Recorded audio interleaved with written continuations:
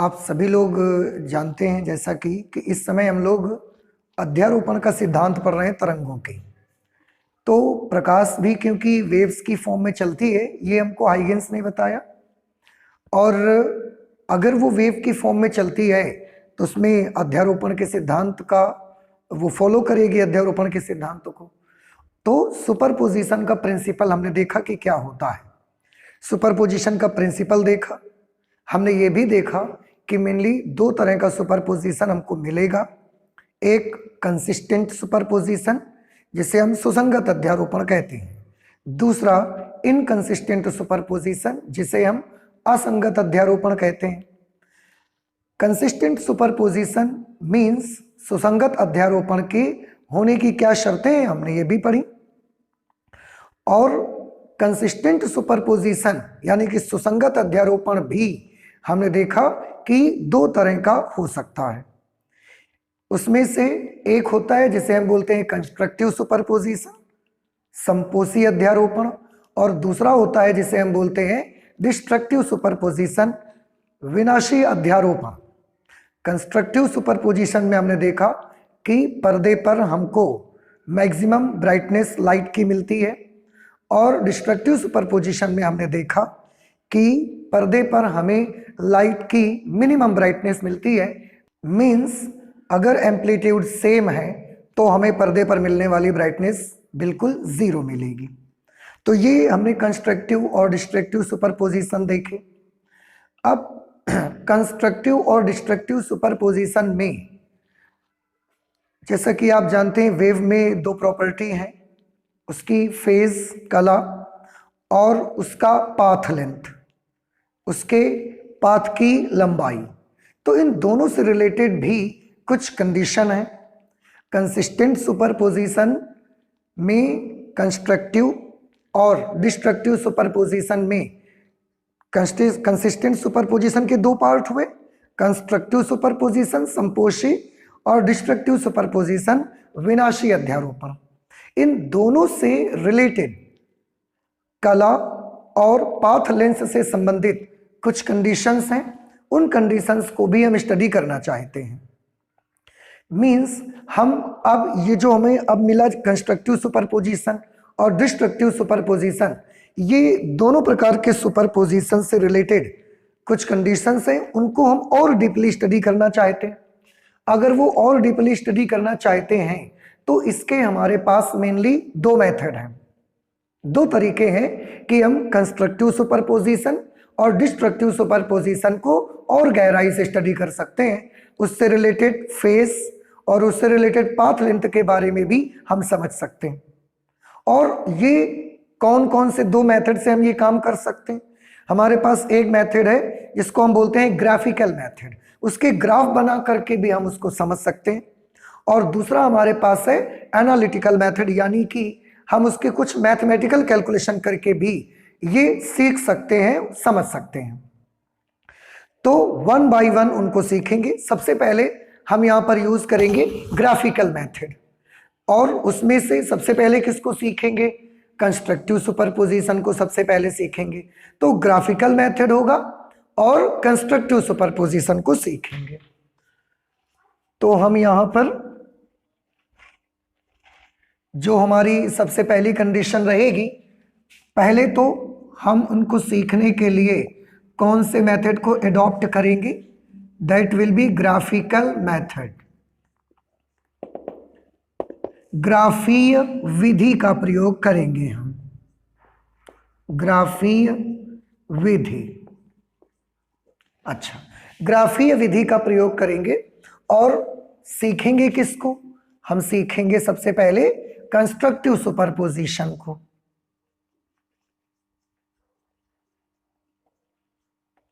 Constructive superposition,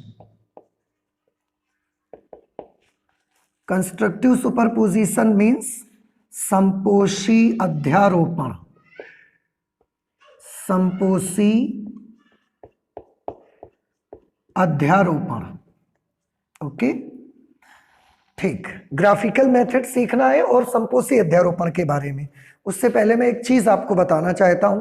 class 11th की एक छोटी सी बात है, वेव से रिलेटेड जो मैं एक बार फिर से आपको ध्यान दिलाना चाहता हूं, उसको आप थोड़ा सा देख लें। ये जैसे कि आप देखते थे ये ऐसा वेव बनाते थे, इस तरह से वेव बनाई जाती है। इस वेव में मैं दो बातें आपको दिखाना चाहता हूं। एक तो फेज, जिसे हम हिंदी में कला बोलते हैं, और दूसरा पाथ लेंथ।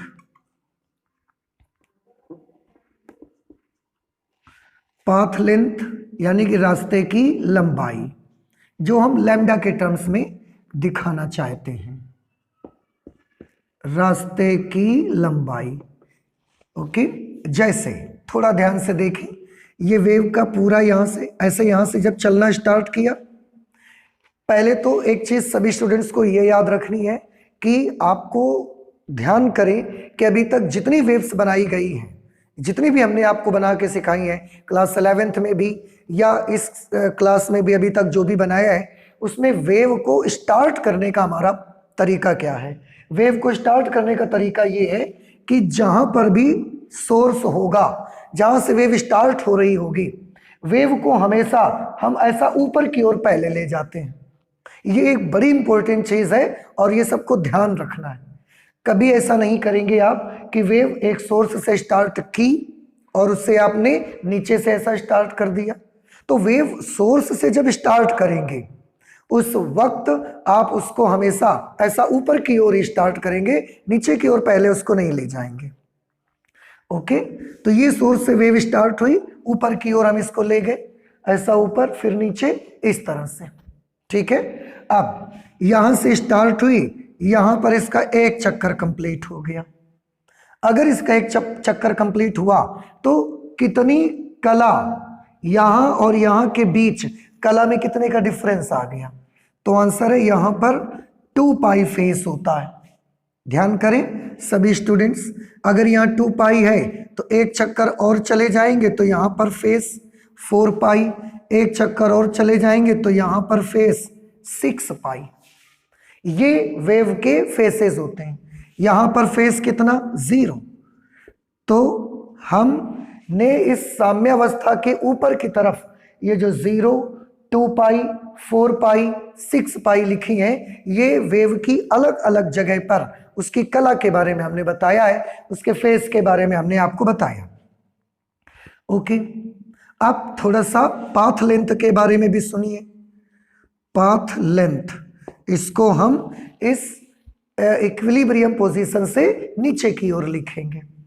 पाथ लेंथ, एक चक्कर पूरा करने में उसको लैम्डा पाथ लेंथ चलनी पड़ती है। यहां से यहां तक का डिस्टेंस लैम्डा, यहां पर पाथ लेंथ 0, यहां पर रास्ते की लंबाई लैम्डा। मींस अगर वेव यहां से चल के ऐसा यहां तक आ गई, इट मींस कि वो लैम्डा डिस्टेंस चल गई। तरंग दैर्ध्य के बराबर के डिस्टेंस वो चल चुकी, लैम्डा। अगला एक चक्कर और चल गई तो 2 लैम्डा, एक साइकिल और कंप्लीट हो गया 3 लैम्डा। इस तरह से ये पाथ लेंथ होगी। हर चक्कर के बाद फेस 2 पाई इंक्रीज हो जाएगा और हर चक्कर के बाद पाथ लेंथ 1 लैम्डा इंक्रीज हो जाएगी। एक चीज इसमें और आपको समझ लेना है, क्या? जब हमने इसे बनाया तो एक बात आपको ये दिख रही होगी कि यहां जो 2 पाई फेस डिफरेंस है, ये कितने लैम्डा पाथ डिफरेंस के इक्वल है? 2 पाई कलांतर कितने पथांतर के बराबर है? आप देखिए, तो आंसर है 2 पाई कलांतर लैम्डा पथांतर के बराबर आया। तो आपको ये चीज पक्का बिल्कुल रट लेना है, ये बहुत इंपॉर्टेंट पॉइंट है। 2 पाई कलांतर, किसी भी वेव में जो 2 पाई कलांतर होता है, यह लैम्डा पथांतर के बराबर होता है। 2 पाई कलांतर जो होगा वो लैम्डा पथांतर के बराबर होगा। ठीक है, तो अगर हम ये पूछें कि पाई कलांतर, कहीं पर अगर पाई कलांतर है 2 पॉइंट्स के बीच का, तो वहां पथांतर कितना होगा? फिर पथांतर होगा λ/2। तो इस फिगर से हमने क्या क्या सीखा? पहली बात तो सीखी कि वेव को स्टार्ट करने का आपका तरीका हमेशा यही होगा कि आप पहले वेव को ऐसा ऊपर साइड ले जाएंगे, कभी स्टार्ट करते वक्त नीचे नहीं। ओके। दूसरा हमने सीखा हर एक चक्कर के बाद इन दो बिंदुओं के बीच कला में कितने का डिफरेंस आ जाएगा? 2 पाई का। अगले साइकिल में 4 पाई, फिर अगले साइकिल में 6 पाई। पाथ लेंथ के बारे में जब हमने बात की तो यहां पर पाथ लेंथ 0, क्योंकि अभी चले ही नहीं हम। फिर एक चक्कर चल के पाथ लेंथ कितना? लैम्डा, फिर 2 लैम्डा, 3 लैम्डा, ऐसे। तो एक तो ये आपको ध्यान रखना है। अच्छा, अब इसी के बेसिस पर हम संपोषी अध्यारोपण को समझ सकते हैं और उसके कलांतर और पथांतर की कंडीशंस भी हम फाइंड आउट कर सकते हैं। ठीक है, तो देखते हैं कि हम उसके कलांतर और पथांतर की कंडीशंस को कैसे फाइंड आउट करेंगे। ओके, देखते हैं। उसके लिए मुझे यहाँ पर 2 वेव्स चाहिए अगर हमें ये कंडीशंस समझनी है। और क्योंकि ये संपोषी अध्यारोपण है तो संपोषी अध्यारोपण में आपने देखा लास्ट क्लास में कि एक वेव के क्रेस्ट के साथ दूसरी वेव का क्रेस्ट आता है और एक वेव के ट्रफ के साथ ही दूसरी वेव का ट्रफ आता है, तो उसको हम बोलते हैं कि ये कंस्ट्रक्टिव सुपरपोजिशन है। अब मैं इसको ग्राफ पे बनाता हूं, आप देखिए। हमने यहाँ पर इस तरीके से एक वेव बना ली। ये यहाँ पर हमने वेव का, लाइट वेव्स का एक सोर्स रखा, दैट इज सोर्स नंबर 1। इस सोर्स नंबर 1 से ऐसे लाइट वेव्स निकलती है और जा करके यहाँ पर मैंने एक स्क्रीन लगाया हुआ है, पर्दा। इस पर्दे पर ये वेव पहुंचती है। क्योंकि मुझे तो कंस्ट्रक्टिव सुपरपोजिशन करना है, इसलिए मुझे एक वेव और यहां से भेजनी पड़ेगी। और आप सभी जानते हैं कि कंस्ट्रक्टिव सुपरपोजिशन के लिए एक वेव का श्रृंग दूसरी वेव के श्रृंग के साथ जाना चाहिए और एक वेव का गर्त दूसरी वेव के गर्त के साथ जाना चाहिए, तभी कंस्ट्रक्टिव सुपरपोजिशन होता है। तो यहाँ पर मैं एक दूसरा लाइट का सोर्स रखूंगा। Suppose this is the second light source. अब इस लाइट सोर्स से भी वेव निकलती है, इस लाइट सोर्स से वेव निकलती है, उसको भी हमने ऐसा बनाया।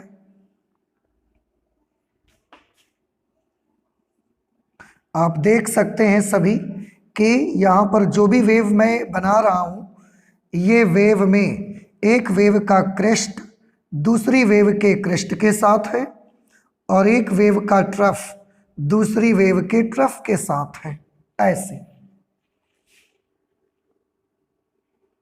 ओके, इस तरीके से हमने इसको ऐसा बना लिया।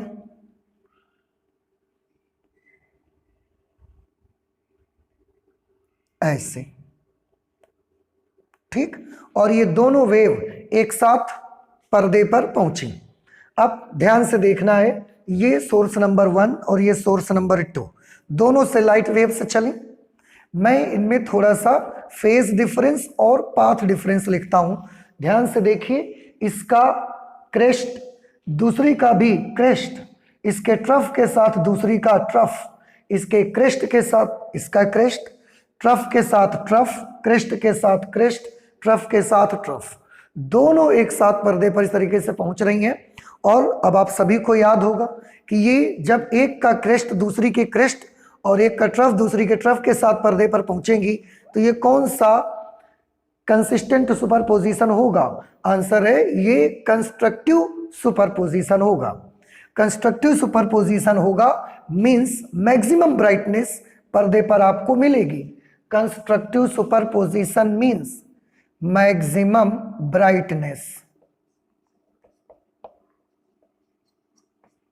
ये आपको स्क्रीन पर मिलेगी। ओके, अब हमारा मेन मकसद है कि हम इसमें फेज और पाथ लेंथ इन दोनों को चेक करना चाहते हैं। ध्यान से देखिए, सबसे पहले इसके मैं फेज ऊपर लिखा करूंगा इस लाइन के और पाथ नीचे लिखूंगा, ताकि हम दोनों को अलग अलग डिफ्रेंशिएट कर सकें, कंफ्यूजन मत हो आपको। बताएं, एक चक्कर के बाद यहां का फेज कितना, 2 पाई, फिर एक चक्कर के बाद 4 पाई, फिर एक चक्कर के बाद 6 पाई, अगेन 8 पाई, अगेन 10 पाई। ठीक है। अच्छा, पाथ लेंथ की बात करिए इसी के। After one revolution there is lambda path difference, 2 lambda, 3 lambda, 4 lambda and this is 5 lambda. Okay, where lambda is the wavelength, तरंग दैर्ध्य है तरंग की। ये तो इसका हुआ। सोर्स नंबर 2 से जो वेव जा रही है उसके भी ये हम नोट कर लेते हैं। After one revolution there is 2 pi phase difference, lambda path difference. Again after one revolution there is 4 pi phase difference, whereas 2 lambda path difference, 6 pi, 8 pi and here 10 pi। ठीक है, 10 pi path difference lambda, 2 lambda, 3 lambda, 4 lambda and this is 5 lambda। Okay, और अगर मैं यहां की बात करूं तो यहां का phase difference 0, path difference 0, phase difference 0, path difference 0। ठीक है, हम दो चीजों के बारे में बात करेंगे। कंस्ट्रक्टिव सुपरपोजिशन है, मैक्सिमम ब्राइटनेस मिलेगी। हम दो चीजों की बात करेंगे। कंडीशन, यहां पर मैं लिखूंगा conditions for constructive superposition.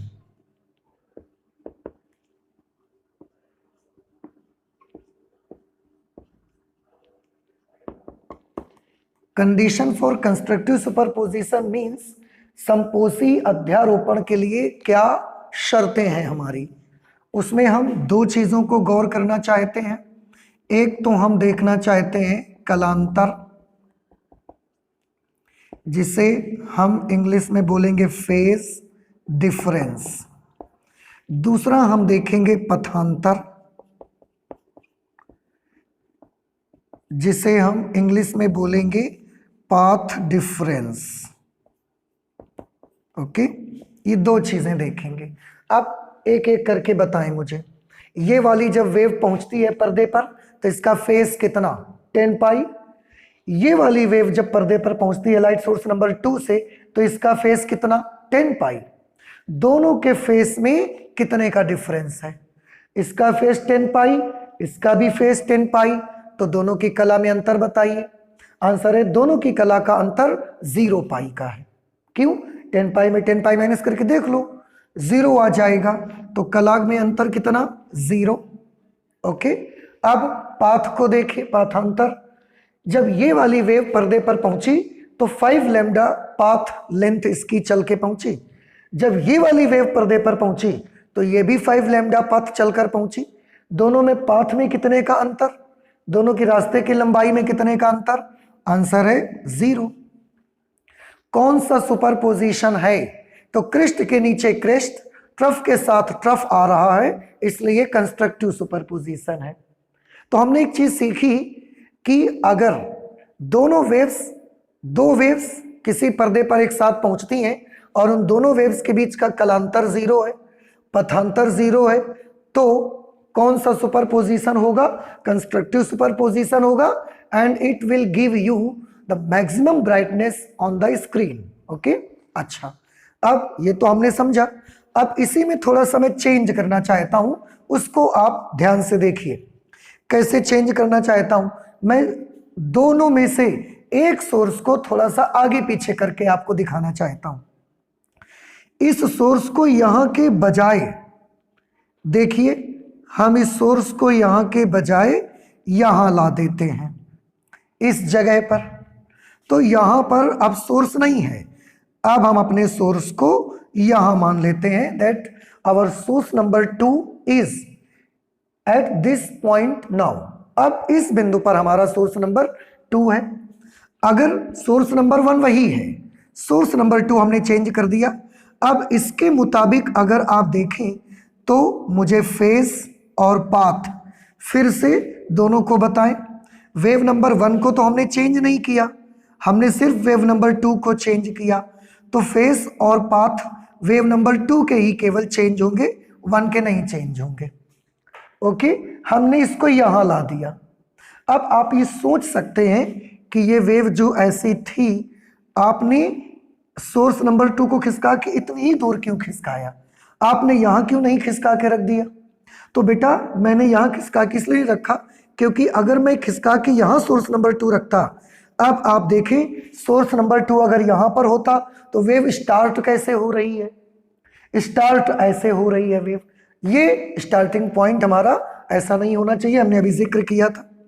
Starting point हमारा ऐसा होना चाहिए कि वेव उसमें ऊपर की ओर जाए। और दूसरी चीज, हमको अभी कौन सा सुपरपोजिशन हम देख रहे हैं? कंस्ट्रक्टिव। इसलिए कंस्ट्रक्टिव सुपरपोजिशन के लिए क्रेस्ट के नीचे क्रेस्ट, ट्रफ के नीचे ट्रफ ही आना चाहिए और कुछ अलाउ नहीं रहेगा। कंस्ट्रक्टिव क्योंकि हम पढ़ रहे हैं, तो S2 हमने यहां से खिसका के यहां ले आए। अब चेक करो, इस वक्त यहां पर इसका फेस 2 पाई, यहां फेस 0, 2 पाई, 4 पाई, 6 पाई, 8 पाई फेस। पाथ लेंथ को चेक करिए, lambda, 2 lambda, 3 lambda and this is 4 lambda path. Okay, अब ध्यान से देखें सुपरपोजिशन कौन सा है, तो आंसर है कि ट्रफ के नीचे ट्रफ, क्रेस्ट के नीचे क्रेस्ट है, इसलिए ये सुपरपोजिशन तो अभी भी संपोसी ही है, अभी भी कंस्ट्रक्टिव सुपरपोजिशन ही है। लेकिन इस बार आप देखें दोनों की कला में कितने का डिफरेंस आ चुका है। ये जब पर्दे पर पहुंची 10 पाई कला, ये पर्दे पर पहुंची 8 pi phase, and there is phase difference equal to 2 pi. दोनों के बीच में 2 पाई का फेस डिफरेंस आ चुका है, दोनों के बीच 2 पाई का फेस डिफरेंस आ गया। पथ में कितने का अंतर आया? ये 5 लैम्डा, ये 4 लैम्डा, तो 5 लैम्डा और 4 लैम्डा में कितने का डिफरेंस होगा? 1 लैम्डा का डिफरेंस होगा। तो दोनों तरंगें जब पर्दे पर पहुंचती हैं एक साथ, अभी भी संपोषी अध्यारोपण है। संपोषी अध्यारोपण में हमने देखा कि 2 पाई कलांतर और 1 लैम्डा पथांतर हमको मिला। अध्यारोपण संपोषी ही है क्योंकि हम उसी की कंडीशन पढ़ना चाहते हैं। अच्छा, अब थोड़ा सा और चेंज करेंगे और हम कंडीशन निकालना चाहते हैं। हमने सोचा कि 2 बार अभी हमने किया है, हो सकता है ये ऐसा ही हो रहा होगा, लेकिन हम और भी करके इसको देखना चाहते हैं। तो ये सोर्स को फिर से खिसकाकर हम यहां लाएंगे या सोर्स को खिसकाकर यहां लाएंगे? तो आंसर है अभी सोर्स को खिसकाकर हम यहां ले आएंगे। क्यों? क्योंकि वेव को स्टार्टिंग उसकी पोजीशन एक जैसी ही रहनी चाहिए। तो वेव को यहां के बजाय अब हम यहां ले आते, फिर से अब इन पॉइंट्स के फेस, इनकी पाथ लेंथ आपस में चेंज हो जाएगी। उसको देखते हैं कैसे चेंज हो जाएगी। तो ये सोर्स S2 खिसका करके हम यहां पर ले आए। पहले सोर्स नंबर 2 यहां था, फिर यहां पर लेके हमने कंडीशन निकाली, फिर सोर्स नंबर 2 को यहां पर लेके कंडीशन अब निकालना चाहते हैं। अब फिर से चेक करिए, अभी भी क्रेस्ट के नीचे क्रेस्ट, ट्रफ के नीचे ट्रफ है। सुपरपोजिशन कौन सा है? कंस्ट्रक्टिव। संपोषी अध्यारोपण है। अगर संपोषी अध्यारोपण है तो इस बार कला और पथ में अंतर कितने का आएगा? फिर से कला लिखिए, इसका फेस यहां पर 2 पाई, यहां पर 4 पाई, यहां पर 6 पाई। पथ का अंतर लिखिए, लैम्डा, 2 लैम्डा, और यहां पर ये कितना हुआ? 3 लैम्डा। ओके, अब फिर से देखो और मुझे बताएं कि ये वाला कौन सा सुपरपोजिशन है? क्या इसमें क्रेस्ट के नीचे क्रेस्ट और ट्रफ के नीचे ट्रफ आ रहा है या नहीं आ रहा है? तो आंसर है क्रेस्ट के नीचे क्रेस्ट और ट्रफ के नीचे ट्रफ आ रहा है। इसका मतलब ये निकलता है कि सुपरपोजिशन तो अभी भी ये कंस्ट्रक्टिव वाला ही है, संपोषी अध्यारोपण है। लेकिन इस बार पर्दे पर जब वेव्स पहुंची हैं तो उनमें कला में कितने का अंतर आपको मिल रहा है? 10 पाई इसकी फेस, 6 पाई इसकी phase. What is the phase difference between the two? So there is 4 pi phase difference between the two. 10 pi 6 pi. Path difference 5 lambda 3 lambda means this is 2 lambda path difference. Okay, तो हमने उससे भी phase difference और path difference पता लगाया। हम और एक बार सोर्स को खिसका करके थोड़ा और आगे बढ़ाना चाहते हैं, तो सोर्स को हमने खिसकाया और इसे खिसका करके अब हमने अपना सोर्स नंबर 2 यहां पर रख दिया। अगर यहां रख देंगे तो इसका फेस और पाथ लेंथ दोनों चेंज हो जाएंगे। तो अब फिर से इसके फेस और पाथ लेंथ लिखिए। After 1 cycle there is 2 pi phase, again after 1 cycle there is 4 pi phase, यहां 0 फेस, पाथ लेंथ यहां पे 0 क्योंकि सोर्स यहीं रखा हुआ है। After 1 revolution, after 1 cycle there is lambda path difference, and again after 1 complete cycle there is 2 lambda path difference. Okay, please फिर से देखो कौन सा सुपरपोजिशन है, कंस्ट्रक्टिव के डिस्ट्रक्टिव? फिर से आप सबका यही कहना होगा, अभी भी श्रृंग के साथ श्रृंग है, गर्त के साथ गर्त है, श्रृंग के साथ श्रृंग, गर्त के साथ गर्त, और ऐसा सुपरपोजिशन तो संपोषी अध्यारोपण ही हो सकता है। तो ये संपोषी अध्यारोपण ही है अभी भी। लेकिन इस बार कला में और पाथ में कितने का अंतर है दोनों वेव्स के, उसको देखिए। कला में अंतर है 10 पाई और 4 पाई, 6 पाई का डिफरेंस है कला में, और पाथ में कितने का डिफरेंस है? 3 लैम्डा का डिफरेंस है। अब जब हमने इतनी सारी बातें अब हमको एक चीज तो समझ में आती है। क्या समझ में आती है? कि अगर दो तरंगों के बीच का कलांतर 0 हो, 2 पाई हो, 4 पाई हो, 6 पाई हो, ऐसा अगर कलांतर दो तरंगों के बीच का है तो वो तरंगी जब पर्दे पर पहुंचेंगी तो आपको कौन सा अध्यारोपण मिलेगा? आंसर है आपको संपोषी अध्यारोपण मिलेगा। ठीक है, हम चाहें तो इसको देखते हुए इसके आगे के पॉइंट्स भी हम बना सकते हैं। कैसे? हम इसको देख रहे हैं, हर बार 2 पाई इंक्रीज होता है, next will be 8 pi, again 10 पाई, 12 पाई, और इस तरीके से ये फेस डिफरेंस बढ़ते जा रहा है। और हर बार फेस डिफरेंस आप देख रहे हैं जो पाई का यहां पर एक सम गुणज आप देख रहे हैं आ रहा है। ठीक है, पाई का सम गुणज आ रहा है, तो हम इसको ऐसे लिख सकते हैं 2n pi, where n is equal to, जहां n की वैल्यू होगी 0 से स्टार्ट होगी, 0 1 2 3 4 5 6, इस तरह से n की वैल्यू होगी। कैसे? आप n की जगह 0 लिख दोगे तो ये वाला फेस डिफरेंस मिल जाएगा, 1 लिख दोगे तो ये वाला मिल जाएगा, 2 लिखोगे n की जगह पर तो 2 2 4 पाई, ये वाला फेस डिफरेंस मिल जाएगा, 3 लिखोगे 3 2 6 पाई, ये वाला फेस डिफरेंस मिल जाएगा। तो इस तरीके से हम क्या देखते हैं कि ये पाई का एक सम गुणज हमको यहां पर मिलता है। ठीक है, तो कंप्लीट मल्टीपल होगा 2 पाई का कंप्लीट मल्टीपल हम ये लिख सकते हैं। इंटीजर मल्टीपल आप लिख सकते हैं क्योंकि ये सारे के सारे इंटीजर हैं, तो हम लिख सकते हैं 2 पाई का पूर्ण गुणज।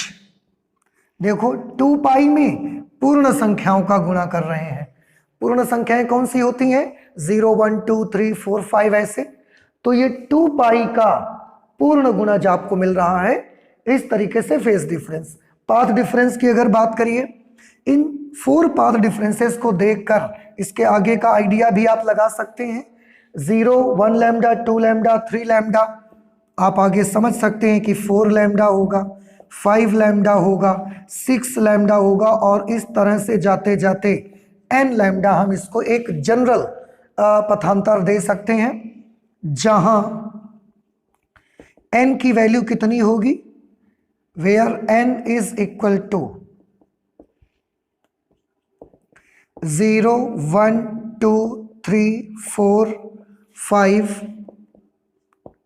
6 ऐसे, ये n की वैल्यू होगी। अब इसमें भी क्या हो रहा है, इसमें लैम्डा का n का गुणा हो रहा है, और n क्या है, पूर्ण नंबर है, तो हम ये लिख सकते हैं लैम्डा का पूर्ण गुणज, लैम्डा का पूर्ण गुणज। ये कंडीशन आई किसकी, कंडीशन फॉर कंस्ट्रक्टिव सुपरपोजिशन। और अभी हमने कौन सा मेथड लिया है, ग्राफिकल मेथड। तो ग्राफ से हमने समझा कि अगर दो तरंगे एक साथ पर्दे पर पहुंचती हैं और संपोषी अध्यारोपण होता है, तो जरूर ऐसा होगा कि पर्दे पर पहुंचने वाली दोनों तरंगों के बीच का कलांतर, अगर फिर से पर्दे पर पहुंचने वाली दोनों तरंगों के बीच का कलांतर अगर 0 2 पाई 4 पाई 6 पाई 8 पाई 10 पाई 12 पाई अर्थात 2 पाई का पूर्ण गुणज होगा, तो पर्दे के उस बिंदु पर संपोषी अध्यारोपण होगा और आपको पर्दे का वो बिंदु मैक्सिमम ब्राइटनेस के साथ दिखेगा, वहां की चमक सबसे ज्यादा आपको दिखेगी। यही बात हम पथांतर के साथ भी कह सकते हैं। कैसे, पथांतर के साथ हम इसको ऐसे कह सकते हैं कि यदि किसी पर्दे पर पहुंचने वाली दोनों तरंगों के बीच का पथांतर 0 lambda 2 lambda 3 lambda 4 lambda 5 lambda 6 lambda और अथवा लैम्डा का पूर्ण गुणज होगा, तो पर्दे के उस बिंदु पर भी संपोषी अध्यारोपण होगा, और संपोषी अध्यारोपण होगा तो वहां पर आपको लाइट की मैक्सिमम ब्राइटनेस मिलेगी। तो ये कंस्ट्रक्टिव सुपरपोजिशन के लिए फेज डिफरेंस की कंडीशन, ये कंस्ट्रक्टिव सुपरपोजिशन के लिए पाथ डिफरेंस की कंडीशन। समझ आया? तो संपोषी अध्यारोपण के लिए फेज डिफरेंस और पाथ डिफरेंस दोनों की कंडीशन, और वो भी अभी हमने कौन से मेथड से पढ़ी हुई है, ग्राफिकल मेथड से हमने उसको अभी तक स्टडी किया। अब ये तो था कंस्ट्रक्टिव सुपरपोजिशन की कंडीशंस। अब हम ग्राफिकल मेथड से ही डिस्ट्रक्टिव सुपरपोजिशन की कंडीशंस को भी स्टडी करना चाहते हैं। ठीक है, तो उसको देखिए। ग्राफ के मेथड से डिस्ट्रक्टिव सुपरपोजिशन में पाथ डिफरेंस कितना होना चाहिए, पाथ डिफरेंस कितना होना चाहिए, फेज डिफरेंस कितना होना चाहिए, डिस्ट्रक्टिव सुपरपोजिशन के लिए भी देखिए। विनाशी अध्यारोपण के लिए कलांतर और पथांतर की क्या कंडीशंस होंगी। ठीक है, देखो, इसलिए मैंने हेडिंग डाली है नंबर 2, डिस्ट्रक्टिव सुपरपोजिशन है, विनाशी अध्यारोपण है। और विनाशी अध्यारोपण का नाम आते ही we should understand that on screen we will get the 0 brightness और मिनिमम ब्राइटनेस। हमको पर्दे पर कम से कम ब्राइटनेस मिलने वाली है, मिनिमम ब्राइटनेस। ठीक है, यानी कि डार्क मिलने वाला है। अगर ब्राइटनेस नहीं मिलेगी, आपको 0 ब्राइटनेस मिलेगी, तो वहां अंधेरा मिलेगा। अंधेरे को हम अंग्रेजी में डार्क कहेंगे। ठीक है, मिनिमम ब्राइटनेस आपको मिलने वाली है। ओके, डिस्ट्रक्टिव सुपरपोजिशन के लिए कंडीशंस आप जानते हैं। डिस्ट्रक्टिव सुपरपोजिशन के लिए ये कंडीशंस हैं, मैं आपको याद दिला दूं कि एक वेव का अगर क्रेस्ट जहां पर आएगा वहां दूसरी वेव का ट्रफ आना चाहिए ऐसे, फिर जहां इस वेव का क्रेस्ट आएगा वहां इसका ट्रफ आना चाहिए। तो ये डिस्ट्रक्टिव सुपरपोजिशन की कंडीशंस हैं। तो ऐसी ये वेव 1 तो हमने बनाई, सोर्स नंबर 1 यहां रखा, उसकी वेव बनाई, उसके फेसेस भी लिखे हुए हैं, उसके पाथ भी हमने लिख के रखे हुए हैं। लेकिन अब दूसरा सोर्स हमको रखना है, सोर्स भी रखना है, दोनों वेव्स का स्टार्टिंग उसका पोजीशन भी एक जैसी होनी चाहिए, और क्योंकि ये डिस्ट्रक्टिव सुपरपोजिशन है तो एक की क्रेस्ट के साथ दूसरे का ट्रफ भी आना चाहिए। अब अगर मैं सोर्स को यहां रख दूंगा और फिर मैं वेव को ऐसे बनाऊंगा, तो एक का क्रेस्ट दूसरी का क्रेस्ट आ जाएगा, ट्रफ नहीं आएगा।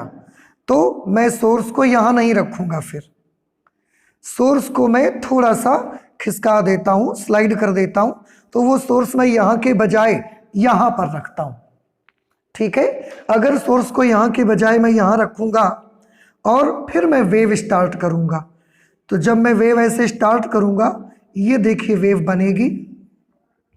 और बेटा अब आप देख रहे होंगे एक वेव के क्रेस्ट के साथ दूसरी वेव का ट्रफ आ रहा है, इस तरह से। देखिए इस वेव का जहां पर ट्रफ है, गर्त है, वहां इस वेव का श्रृंग है, क्रेस्ट है। जहां इस वेव का क्रेस्ट है वहां इसका ट्रफ है, इसका ट्रफ, इसका क्रेस्ट, इसका क्रेस्ट है, इसका ट्रफ है। तो एक वेव का जहां पर ट्रफ है वहां दूसरी वेव का क्रेस्ट, और एक वेव का जहां क्रेस्ट है वहां दूसरी वेव का ट्रफ आ रहा है। और ये कंडीशन कौन से सुपरपोजिशन को रिप्रेजेंट करती है? तो आंसर है कि ये वाली कंडीशन तो डिस्ट्रक्टिव सुपरपोजिशन को रिप्रेजेंट करती है। अब ये दोनों पर्दे पर एक साथ पहुंचेंगी और मान लिया कि ये दोनों कोहेरेंट वेव्स हैं। कोहेरेंट वेव्स मींस कला संबद्ध तरंगे हैं, तो दोनों की फ्रीक्वेंसी भी आपस में कैसी होगी? इक्वल। दोनों की आवृत्ति आपस में बराबर होगी। इसको थोड़ा सा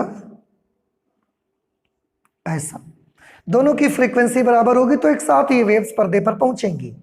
अब आपको ये पता लग गया कि सोर्स 2 को यहां क्यों नहीं रखा, क्योंकि यहां रखते और स्टार्ट करते तो फिर से संपोषी अध्यारोपण मिलता। हमको तो विनाशी चाहिए था, because I want to find out the conditions for destructive superposition, not for constructive superposition, क्योंकि वो हम पता लगा चुके हैं। अब हम डिस्ट्रक्टिव सुपरपोजिशन की कंडीशंस पता लगाना चाहते हैं, तो उसके लिए जरूरी था कि एक का ट्रफ दूसरे का क्रेस्ट साथ आने चाहिए। हमने सोर्स 2 को यहां रखा। अब इनके भी फेस और पाथ दोनों को चेक करना चाहते हैं। देखिए यहां पर 1 साइकिल के बाद फेस कितना? 2 पाई। 1 साइकिल के बाद फेस 4 पाई। अगली 1 साइकिल के बाद फेस 6 पाई। अगली 1 साइकिल के बाद फेस 8 पाई। अब देखो अगला पूरा एक चक्कर नहीं हो पाया। अगर पूरा एक चक्कर नहीं हो पाया, आधा हुआ। एक चक्कर में फेस कितना इंक्रीज होता है? 2 पाई। तो आधे चक्कर में कितना इंक्रीज होगा? 1 पाई। फिर से पूरा एक चक्कर होता है तो कला कितनी बढ़ जाती है? 2 पाई। तो आधे चक्कर में कितनी बढ़ेगी? 1 पाई। यहां पर भी तो आधा ही चक्कर चलना है आपको, 1 पाई बढ़ जाएगी, तो 8 पाई से यहां पर कितना हो जाएगा? ये 9 पाई हो जाएगी कला। तो इस पॉइंट पर जब वेव पहुंचेगी तो उसका फेस होगा 9 पाई। ओके, पाथ डिफरेंस को चेक करिए। ये एक चक्कर लैम्डा, 2 लैम्डा, 3 लैम्डा, 4 लैम्डा। अब जब हम एक साइकिल पूरा चलते हैं तो 1 लैम्डा के बराबर लंबाई बढ़ती है, तो आधे चक्कर में आधे लैम्डा के बराबर लंबाई बढ़ेगी। अब 4 लैम्डा में आधा लैम्डा अगर लंबाई बढ़ जाएगी तो 4 में और आधी बढ़ जाएगी। तो ये जो पथांतर होगा वो कितने का पथांतर होगा? 4 lambda plus half lambda. This will be 9 lambda by 2। 9 lambda by 2 या 4.5 लैम्डा आप कह सकते हैं। ये 9 लैम्डा बाई 2। ये बात नहीं समझ आई आपको? एक बार फिर से देख ले। 4 लैम्डा में आधा लैम्डा जब आप बढ़ा देंगे तो आपको कितना मिलेगा? सॉल्व करिए। 4 लैम्डा में half lambda, 2 4 jar 8, 8 plus 1, this will become 9 lambda by 2। Okay, इस तरह से ये आपको पाथ डिफरेंस यहाँ पर 9 लैम्डा बाई 2 मिलेगा। ठीक है, ये वेव भी पर्दे पर पहुंची, ये वेव भी पर्दे पर पहुंची। दोनों तरंगे कला संबद्ध तरंगे हैं क्योंकि दोनों की आवृत्ति बराबर है। दोनों तरंगे जब पहुंची और कौन सा सुपरपोजिशन दे रही हैं? डिस्ट्रक्टिव सुपरपोजिशन, क्योंकि हम ऑलरेडी डिस्कस कर चुके हैं कि क्रेस्ट में दूसरे का ट्रफ पहुंच रहा है। तो डिस्ट्रक्टिव सुपरपोजिशन है उस हालत में जब ये पर्दे पर पहुंचेंगी तो इन दोनों के बीच कला में कितने का अंतर रहेगा। यहां कला 10 पाई और यहां पर कला 9 पाई, तो दोनों के बीच कला में कितने का अंतर, 1 पाई का। कला में अंतर 1 पाई का है, लेकिन पथ में अंतर ढूंढिए। ये 5 लैम्डा है और ये 9 लैम्डा बाई 2 है, यानी कि 4.5 लैम्डा। तो 5 लैम्डा में 4.5 लैम्डा माइनस करेंगे, 5 लैम्डा में 4.5 लैम्डा माइनस करेंगे आप, तो कितना बचेगा, आधा लैम्डा, मीन्स पथांतर लैम्डा बाई 2 मिलेगा। ओके, तो ये एक कंडीशन हमने निकाल ली। सुपरपोजिशन कौन सा है, विनाशी अध्यारोपण है। विनाशी अध्यारोपण होगा तो पर्दे पर पहुंचने वाली तरंगों के बीच का कलांतर कितना होगा, पाई, पथांतर कितना होगा, लैम्डा बाई 2। क्या यही कलांतर यही पथांतर केवल रहेगा या और कुछ होगा, और भी कुछ हो सकता है। उसके लिए हम और भी देखते हैं थोड़ा सा कि और क्या क्या पथांतर और कलांतर हो सकते हैं। अब सोर्स 2 को हम थोड़ा सा खिसकाना चाहते हैं, तो सोर्स 2 को खिसका के यहां लाएं ना, आप सोर्स 2 को खिसका के यहां लाएंगे, क्योंकि यहां लाएंगे तो फिर वेव ऐसे स्टार्ट करनी पड़ेगी आपको और वो डिस्ट्रक्टिव नहीं होगा। तो सोर्स 2 को खिसका के हमको यहां लाना पड़ेगा। तो यहां पहले था, अब हम उसको स्लाइड करके सोर्स 2 को यहां पर लेके आ गए। जब यहां पर लेके आ गए फिर फेस और पाथ दोनों को चेक करिए कितने कितने होंगे।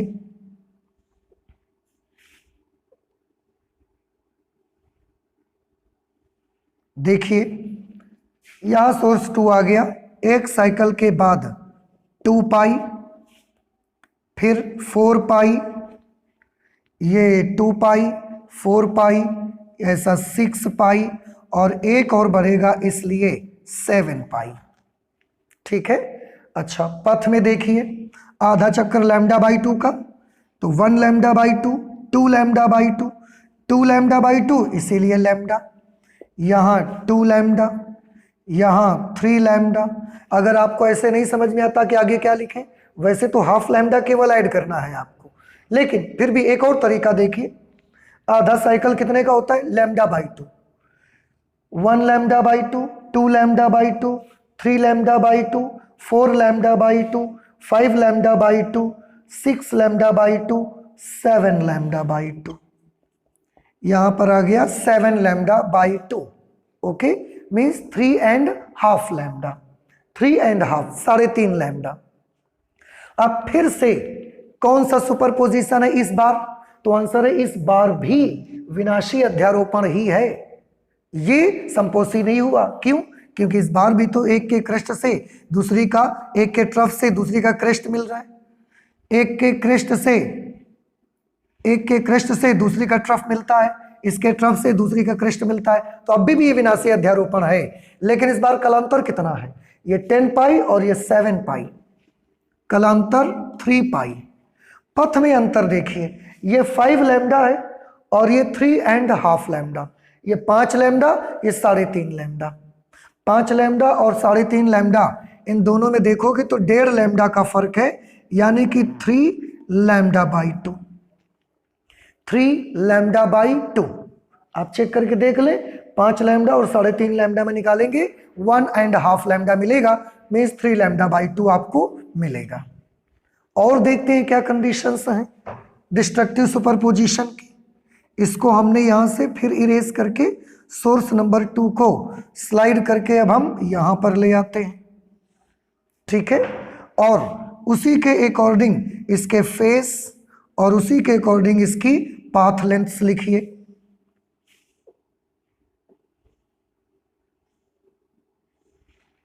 यहां पर एक साइकिल के बाद फेस 2 पाई, यहां 4 पाई और फिर और एक पाई आएगा केवल, तो 5 पाई आधा, क्योंकि पूरा एक चक्कर जाते तो 6 पाई हो जाता। अच्छा, पाथ लेंथ लैम्डा 2 लैम्डा, ये 2.5 लैम्डा आएगा, तो 2.5 लैम्डा अगर आएगा तो ये होगा 5 लैम्डा बाई 2, 2 लैम्डा और आधा लैम्डा। या आप ऐसे समझ सकते हो lambda by to, 2 lambda by two, 3 lambda by to, 4 lambda by two, 5 lambda by to, ऐसे भी आप समझ सकते हो। अब इस वक्त कौन सा अध्यारोपण हो रहा, ये वाला अध्यारोपण संपोषी है या विनाशी अध्यारोपण है? तो आंसर है एक के गर्त से दूसरे का सुरंग मिल रहा है, तो फिर ये विनाशी अध्यारोपण है। विनाशी अध्यारोपण है, लेकिन इस बार कलांतर दोनों के बीच का कितना है?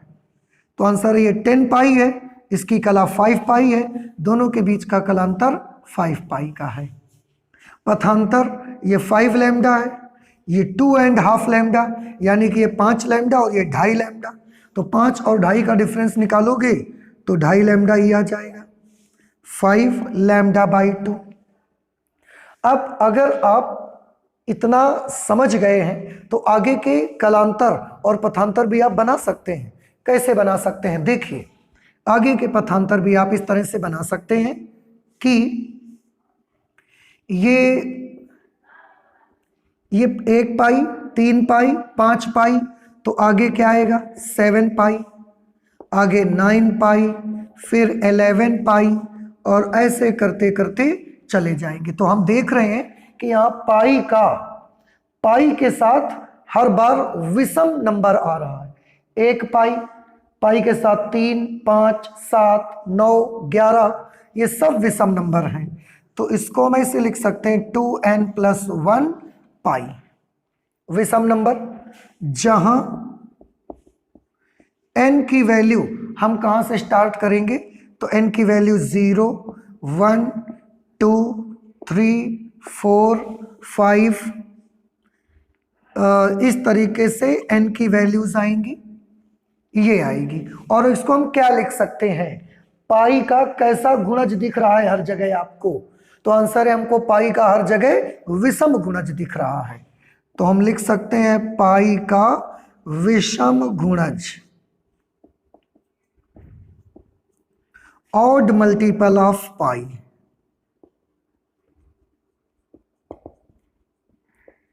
ऑड मल्टीपल ऑफ पाई।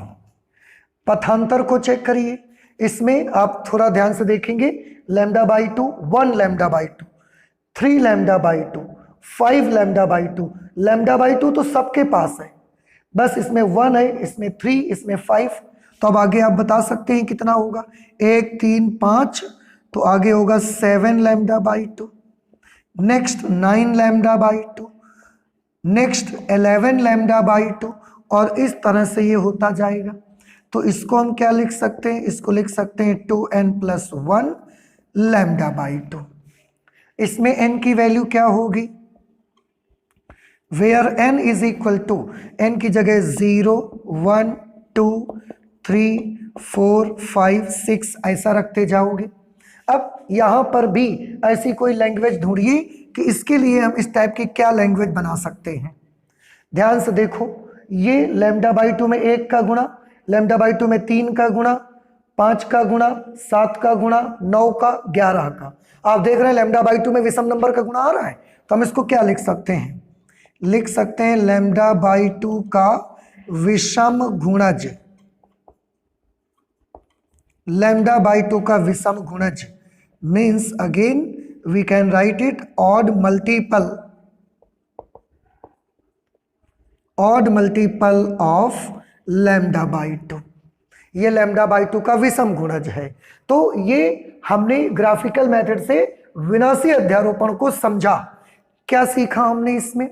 हमने बेटा इसमें यह सीखा कि अगर पर्दे पर पहुंचने वाली 2 तरंगें ऐसी हैं जिनके बीच का कलांतर, पहले कलांतर की बात करिए, यदि 2 प्रकाश स्रोतों से निकलने वाली तरंगें एक साथ पर्दे पर पहुंचती हैं और उनके बीच का कलांतर जब पर्दे पर पहुंचती हैं उस वक्त उनके बीच का कलांतर अगर पाई है, 3 पाई है, 5 पाई, 7 पाई, 9 पाई, 11 पाई अथवा पाई का विषम गुणज है, तो पर्दे पर कौन सा अध्यारोपण होगा? आंसर है पर्दे पर विनाशी अध्यारोपण होगा, डिस्ट्रक्टिव सुपरपोजिशन होगा, और पर्दे पर आपको ब्राइटनेस मिनिमम मिलेगी। और अगर एम्पलीट्यूड इक्वल है दोनों के तो जीरो ब्राइटनेस मिलेगी, डार्कनेस मिलेगी, आपको डार्क मिलेगा वहां पर। ओके, अब पथांतर से बात करिए कि अगर दो लाइट सोर्स हैं, दोनों लाइट सोर्स से लाइट वेव्स निकलती हैं और पर्दे पर जाकर ये पहुंचती हैं। दो लाइट सोर्सेस से लाइट वेव्स निकलती हैं और पर्दे पर पहुंचती हैं। पर्दे पर जब ये पहुंचती हैं तो उनके बीच का पथांतर अगर उनके बीच का पथांतर λ/2, 3 λ/2, 5 λ/2, 7 λ/2, 9 λ/2, 11 λ/2 अथवा हम उसको एक लैंग्वेज और क्या बनाई है, λ/2 का विषम गुणज है, तो उस वक्त पर्दे के उन बिंदुओं पर, पर्दे के उस पॉइंट पर कौन सा अध्यारोपण होगा? आंसर है पर्दे के उस पॉइंट पर होने वाला अध्यारोपण विनाशी अध्यारोपण होगा। और पर्दे के उस बिंदु पर जो ब्राइटनेस आपको लाइट की मिलेगी that will be minimum brightness, and if the amplitudes of both the waves are equal then you will get dark point at that situation. उस सिचुएशन पे वहां पर आपको अंधेरा मिलेगा, डार्क पॉइंट मिलेगा, अगर दोनों के आयाम बराबर हैं तो ये हमने संपोषी अध्यारोपण भी देखा, विनाशी अध्यारोपण भी देखा, लेकिन कौन से मेथड से? आंसर है ये हमने देखा ग्राफिकल मेथड से। और आपने उनके कलांतर भी सीखे, उनके पथांतर भी सीखे। एक बार फिर से मैं आपको रिवाइज करा देना चाहता हूं। पर्दे पर पहुंचने वाली दो लाइट सोर्स हैं कोहेरेंट, पर्दे पर इनसे दोनों लाइट वेव्स एक साथ पर्दे पर पहुंचती हैं। अब अगर वहां पर संपोषी अध्यारोपण होगा तो कलांतर के बारे में बताइए। संपोषी अध्यारोपण होगा तो कलांतर दोनों तरंगों के बीच का 0, 2 पाई, 4 पाई, 6 पाई, 8 पाई, 10 पाई, 12 पाई डॉट डॉट 2n पाई होगा, अथवा 2 पाई का पूर्ण गुणज होना चाहिए, तो संपोषी अध्यारोपण हो जाएगा। ठीक, पथांतर के बारे में बताइए। पथांतर के लिए 0 lambda, 2 lambda, 3 lambda, 4 lambda, 5 lambda, ऐसा अगर दोनों तरंगों के बीच का पथांतर है तो भी संपोषी अध्यारोपण मिलेगा और मैक्सिमम ब्राइटनेस आपको पर्दे पर मिलेगी। लेकिन अगर दो प्रकाश स्रोतों से निकलने वाली प्रकाश तरंगे पर्दे पर पहुंचे और उन दोनों तरंगों के बीच का कलांतर pi, 3 pi, 5 pi, 7 pi, 9 pi, 11 pi, 13 pi dot dot dot dot 2n+1 pi type का हो, अथवा पाई का विषम गुणज हो, तो उस वक्त पर्दे पर कौन सा अध्यारोपण होगा?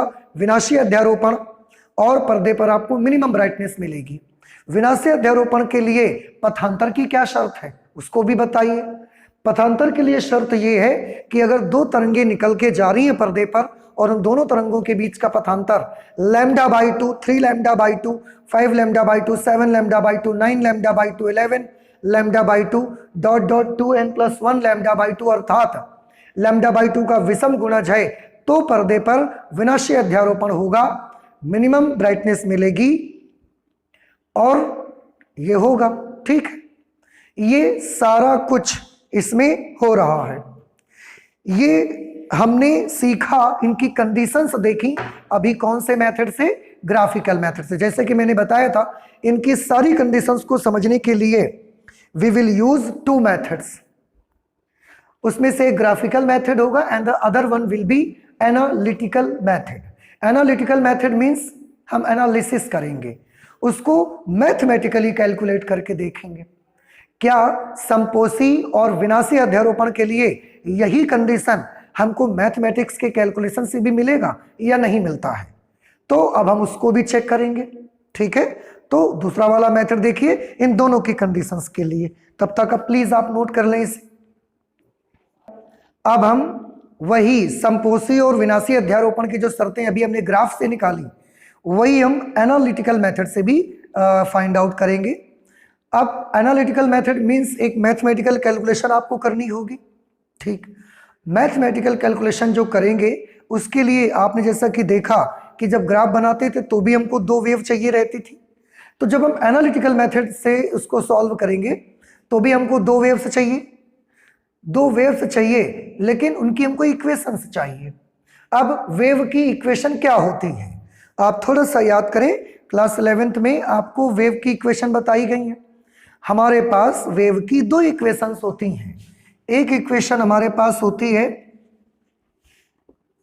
y is equal to a sine omega t, और वेव की एक दूसरी इक्वेशन हमारे पास होती है y is equal to a cos omega t. ये दो इक्वेशंस हमारे पास हैं।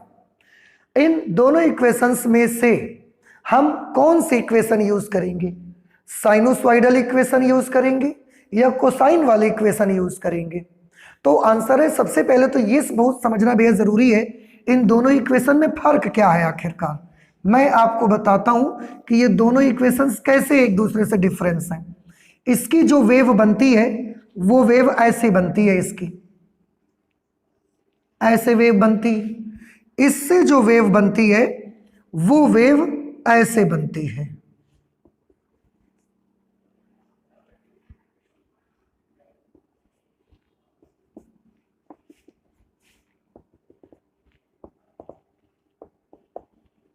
इसकी वेव ऐसे बनेगी,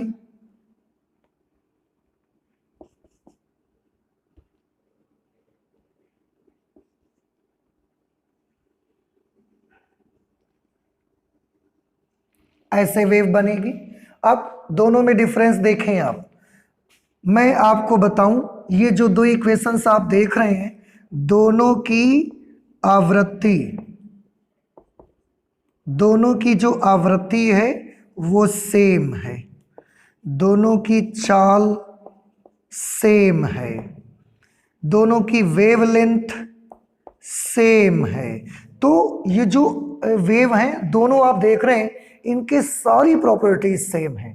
केवल और केवल अगर डिफरेंस है तो इनके स्टार्टिंग पॉइंट में डिफरेंस है।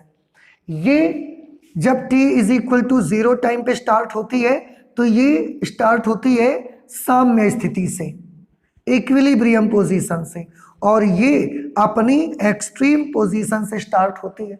अगर हम आपको ये स्टार्टिंग पॉइंट ना दिखाएं तो दोनों वेव्स में आप कुछ डिफरेंशिएट नहीं कर सकते।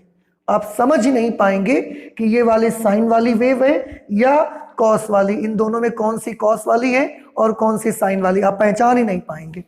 तो दोनों वेव्स में डिफरेंस बस किस बात का है? डिफरेंस स्टार्टिंग पॉइंट का है। एक मैक्सिमम पोजीशन से, एक्सट्रीम पोजीशन से स्टार्ट होती है और दूसरी इक्विलिब्रियम पोजीशन से स्टार्ट होती है। ठीक है, इसलिए दोनों में कोई बड़ा डिफरेंस नहीं है, दोनों की आवृत्ति बराबर है, दोनों की चाल बराबर है, दोनों के लैम्डा बराबर है, इसलिए दोनों का सब कुछ सेम है। केवल स्टार्टिंग का फर्क है, तो उससे कोई ज्यादा फर्क नहीं पड़ेगा। आप चाहो तो ये वाले इक्वेशंस लेकर कैलकुलेशन कर सकते हो, आप चाहो तो दो वेव्स लेनी है ना तो दोनों ये वाली इक्वेशंस लेके कैलकुलेशन कर सकते हो। हाँ, ये आप नहीं करेंगे कि एक साइन वाली ले ली एक कॉस वाली ले ली, ये आपको नहीं करना। या तो दोनों यही वाली वेव्स ले लो या तो दोनों यही वाली वेव्स ले लो।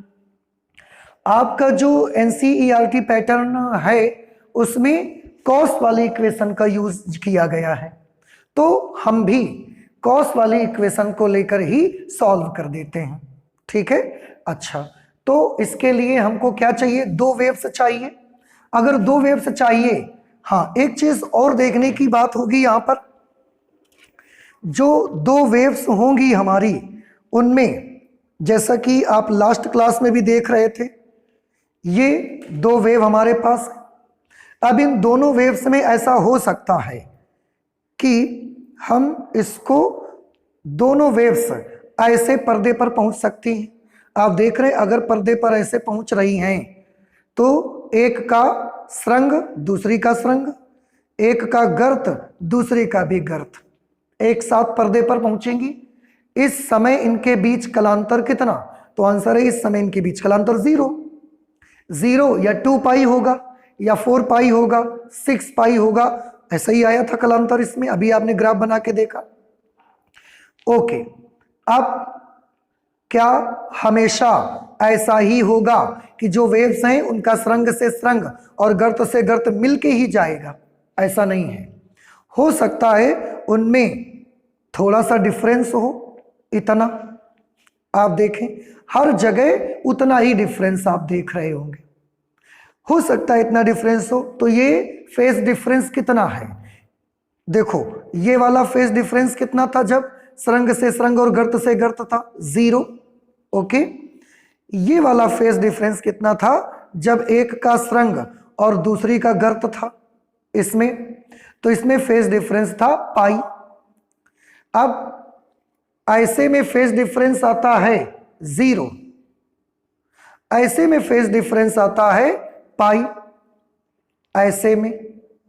ठीक है, तो अगर ये दोनों वेव्स ऐसी हैं तो फेज डिफरेंस कितना होगा? ये फेज डिफरेंस ना तो 0 है और ना ही तो ये वाला फेज डिफरेंस पाई है। हो सकता है ये फेज डिफरेंस π/4 होगा। ठीक है, और ऐसा कर दिया, थोड़ा हमने खिसका दिया। अब ये वाला फेज डिफरेंस भी ना तो 0 है और ना पाई है, हो सकता है ये फेज डिफरेंस π/2 हो। तो हमारे कहने का मतलब ये है, हमारे बताने का मतलब ये है कि जब दो तरंगें पर्दे पर पहुंचेंगी तो क्या ये बिल्कुल नेसेसरी है कि उनके बीच का कलांतर या तो 0 होगा या पाई होगा? ऐसा तो जरूरी नहीं है, वो थोड़ा सा आगे पीछे भी हो सकती हैं। थोड़ा आगे पीछे होंगी, उनके बीच का कलांतर कुछ और हो सकता है। यहां पर हम ये मान के चलते हैं कि जो दो तरंगे हम लेने वाले हैं उनके बीच का जो फेज डिफरेंस है वो फाई के बराबर है, फाई के बराबर, क्योंकि दोनों के बीच फेज डिफरेंस कुछ भी हो सकता है। तो अभी के लिए फिलहाल हम ये मान लेते हैं कि दोनों के बीच फेज डिफरेंस फाई के बराबर है। तो पहली वेव का किसी क्षण t पर विस्थापन हमने माना a sin ओमेगा t, दूसरी जो वेव होगी उसका किसी क्षण विस्थापन, उसको हम मान लेते हैं a sin omega t, a sin omega t plus phi क्यों?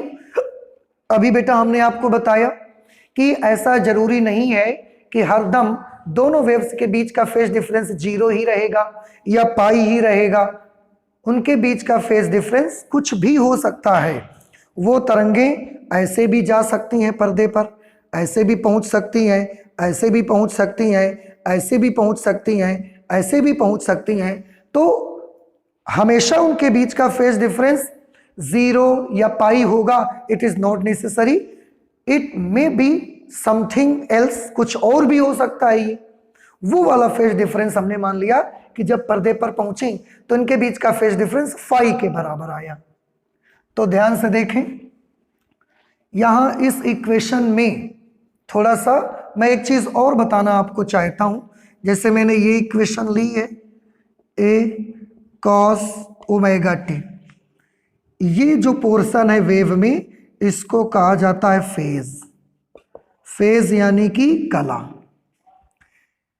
इसको पूरे को क्या बोलते हैं? कॉस के साथ फेज सहित इस पूरे को हम बोलते हैं, ये एक हार्मोनिक फंक्शन है,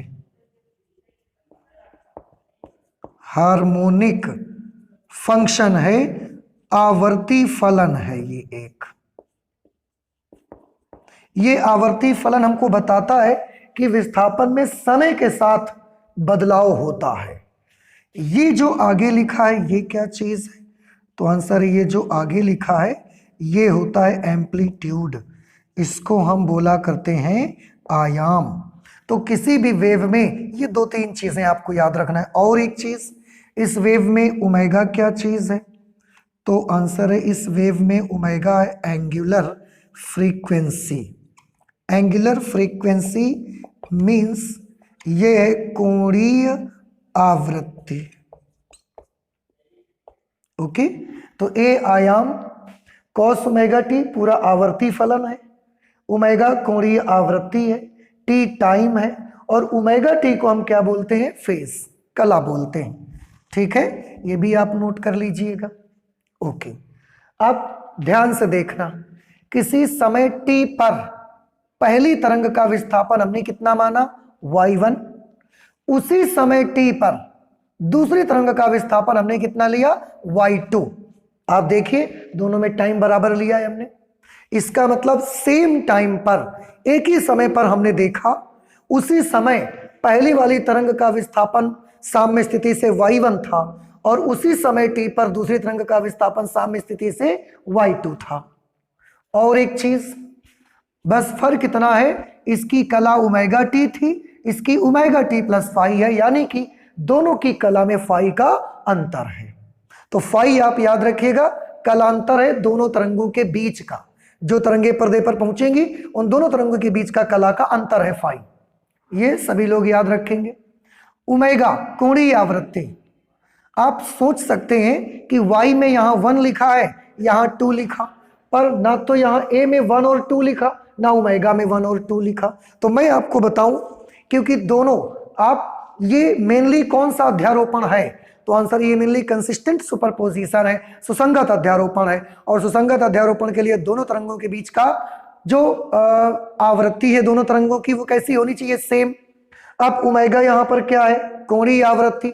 तो अगर ये दोनों तरंगें सुसंगत अध्यारोपण करनी है तो इन दोनों तरंगों का कैसा होना जरूरी है, इन दोनों तरंगों का कला संबद्ध होना जरूरी है। और कला संबद्ध तरंगों की क्वालिटी क्या थी कि उनकी फ्रीक्वेंसी सेम होती है, इसलिए दोनों की फ्रीक्वेंसी हमने कैसी रखी है, सेम।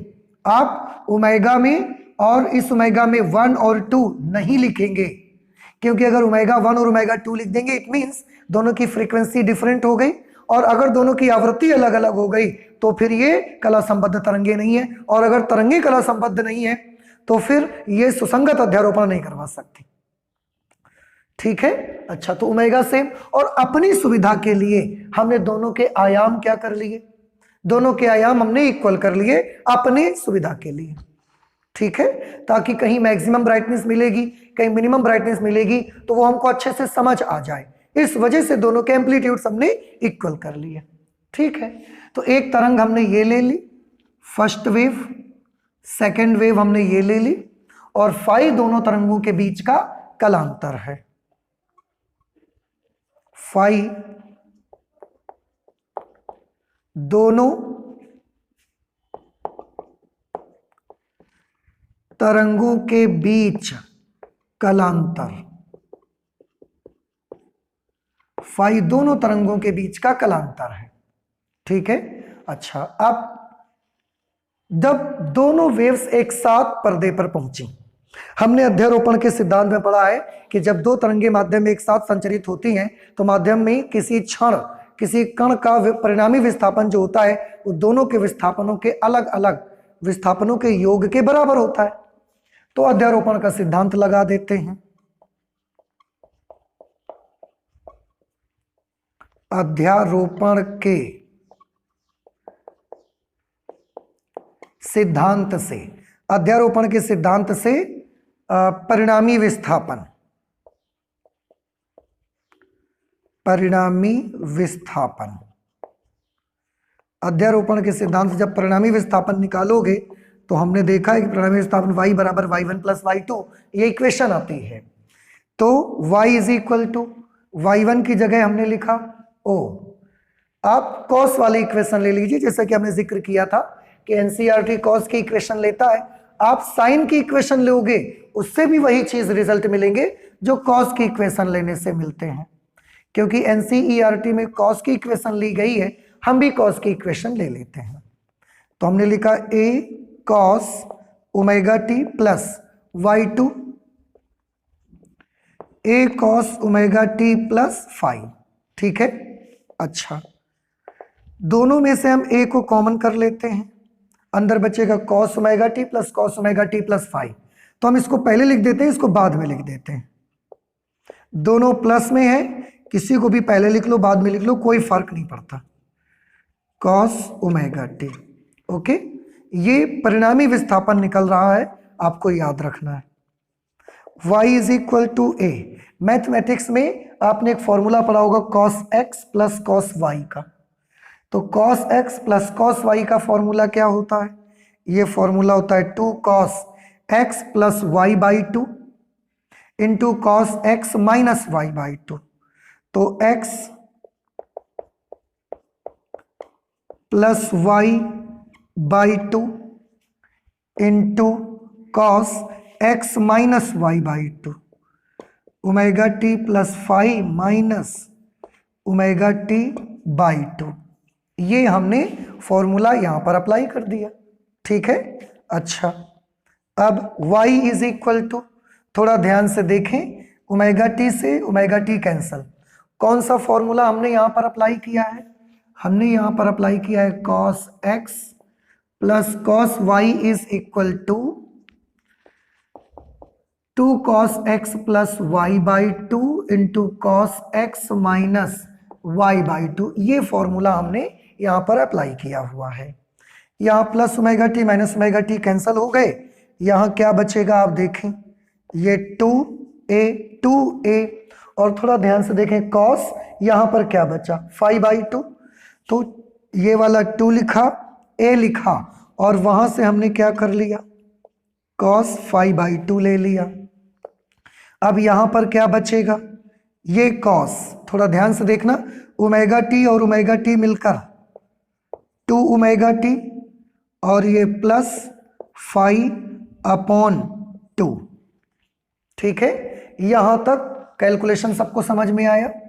अच्छा, इसके बाद y is equal to 2a cos 5 by two, 2a cos 5 by two into, इसमें आप 2 को अलग अलग कर दो, तो जब 2 ओमेगा टी अपॉन 2 करोगे तो 2 से 2 cancel, omega t plus 5 by two आ जाएगा, तो ये मिलेगा cos omega t plus 5 by two, ऐसा ये मिलेगा। तो ये हमें इक्वेशन मिली परिणामी विस्थापन की, कि किसी क्षण अगर माध्यम में ये दोनों तरंगें एक साथ संचरित होती हैं तो उनके अध्यारोपण से माध्यम में एक जो रिजल्टेंट वेव बनेगी, वो रिजल्टेंट वेव का परिणामी विस्थापन इतने के बराबर आएगा। अब इसमें पहचानने का प्रयास करें।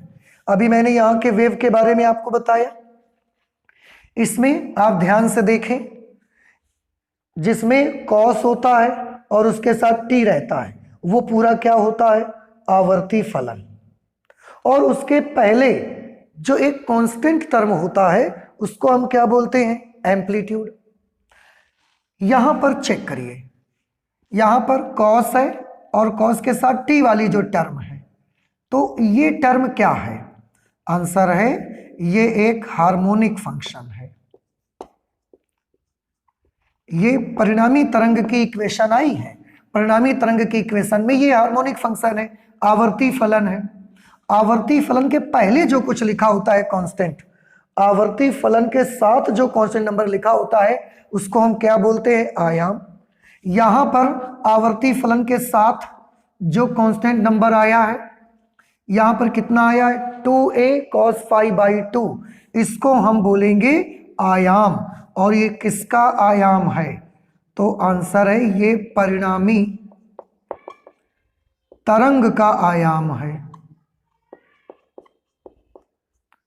परिणामी तरंग का आयाम है ये, ठीक है, एम्पलीट्यूड ऑफ रिजल्टेंट वेव। और मैं आपको बताऊं, हमारा पूरा का पूरा फोकस इस परिणामी तरंग के आयाम पर ही होगा।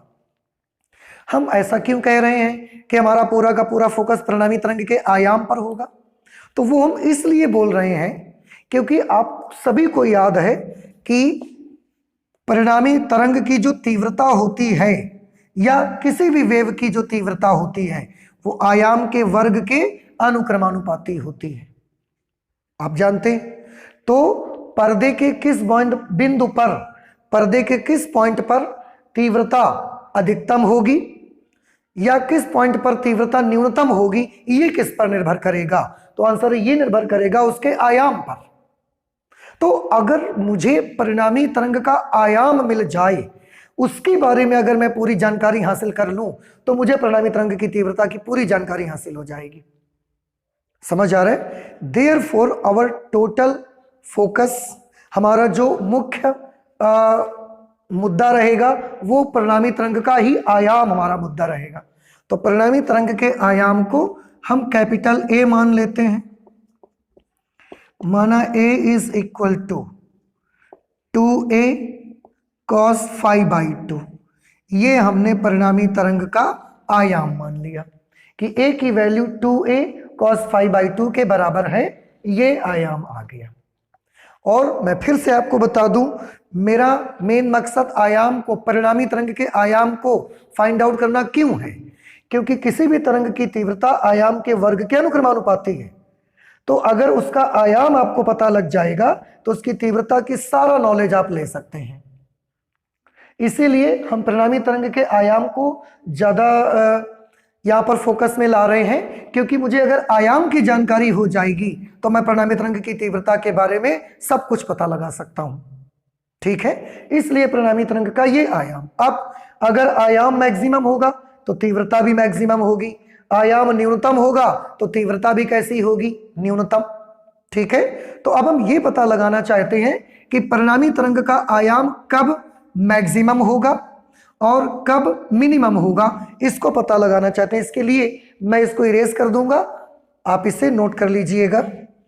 जैसे कि मैंने बताया, आयाम पता लगेगा, आयाम मैक्सिमम तो तीव्रता मैक्सिमम, आयाम मिनिमम तो तीव्रता minimum.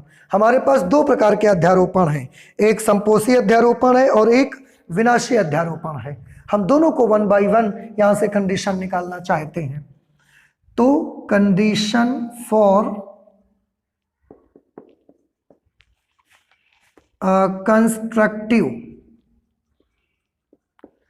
Condition for constructive superposition. इससे पहले भी हम कंडीशन फॉर कंस्ट्रक्टिव सुपरपोजिशन कर चुके हैं, लेकिन उस समय हमने ग्राफिकल मेथड से निकाली थी। And now we are finding the condition for constructive superposition by analytical method.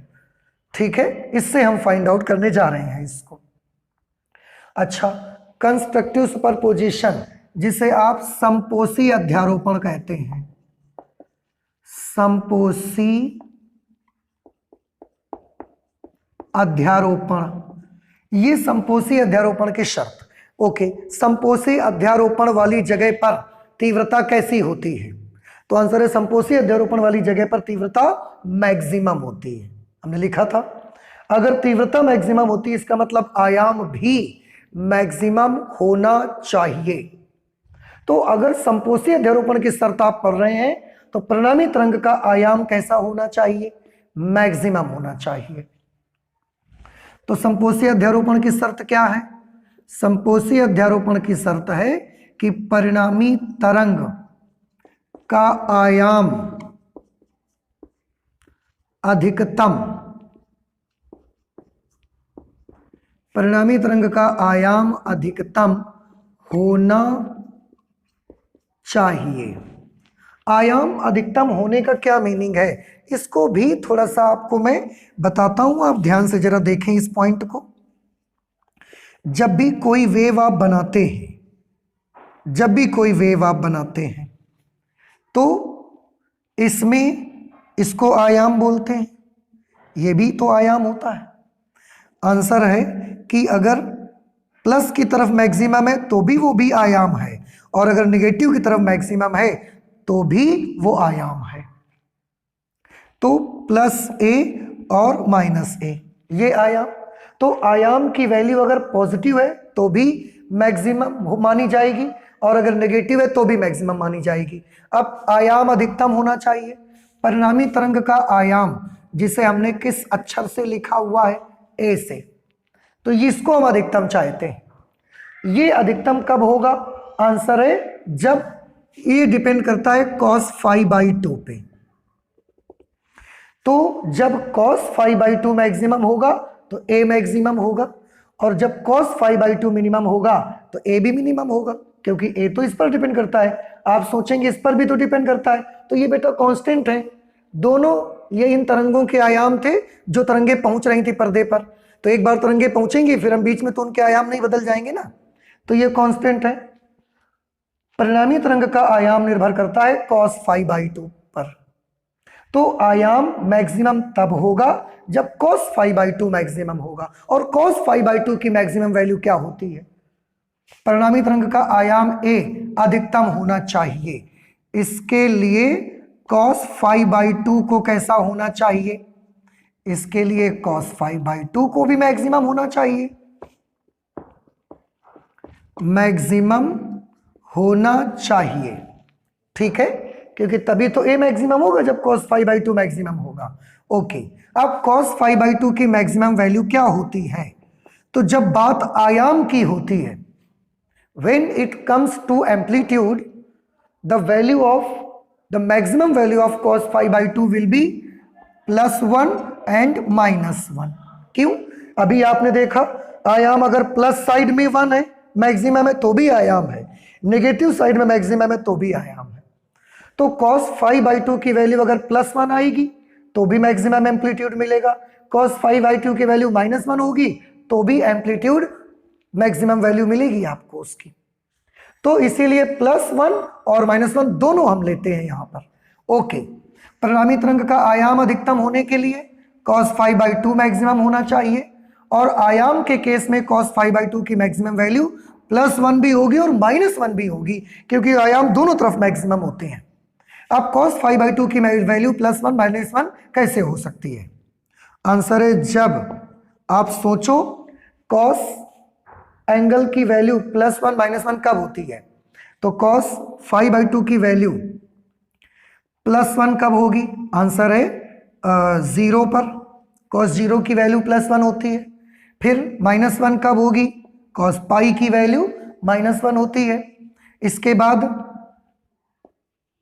2 पाई पर, इसके बाद 0 1 पाई 2 पाई 3 पाई 4 पाई 5 पाई, ऐसे हम चाहें तो इसमें देखो आप ध्यान से फिर से एक बार समझो। अगर 5/2 0 के बराबर होगा तो इसकी वैल्यू +1, 5/2 की जगह पाई लिखेंगे तो भी इसकी वैल्यू -1, 2 पाई लिखेंगे 5/2 की जगह तो cos 2 पाई, और cos 2 पाई की वैल्यू +1, cos 3 पाई -1, cos 4 पाई +1, cos 5 पाई -1। तो 5/2 के इन मानों के लिए cos 5/2 का मान +, -1, +1 -1 +1 -1 +1 -1 आते रहेगा। ठीक, ये हमने कर लिया। तो फाई की वैल्यू कितनी होगी? इस 2 को उधर भेज दो, फाई की वैल्यू होगी 0 से मल्टीप्लाई होगा तो 0, 2 पाई, 2 को इससे मल्टीप्लाई करेंगे 4 पाई, 6 पाई, 8 पाई, 10 पाई, ऐसा करते चले जाएंगे। और हम चाहें तो इसको हम ऐसे लिख सकते हैं 2n पाई, जहां n इज इक्वल टू 0 1 2 3 4 5, इस तरह से ऐसे। और आप एक बार फिर से देख रहे हैं यहां भी 2 पाई का n गुणज यानी कि पूर्ण गुणज आ रहा है, तो 2 पाई का पूर्ण गुणज, ये आप देख सकते हैं कंप्लीट मल्टीपल पूर्ण गुणज, कंप्लीट मल्टीपल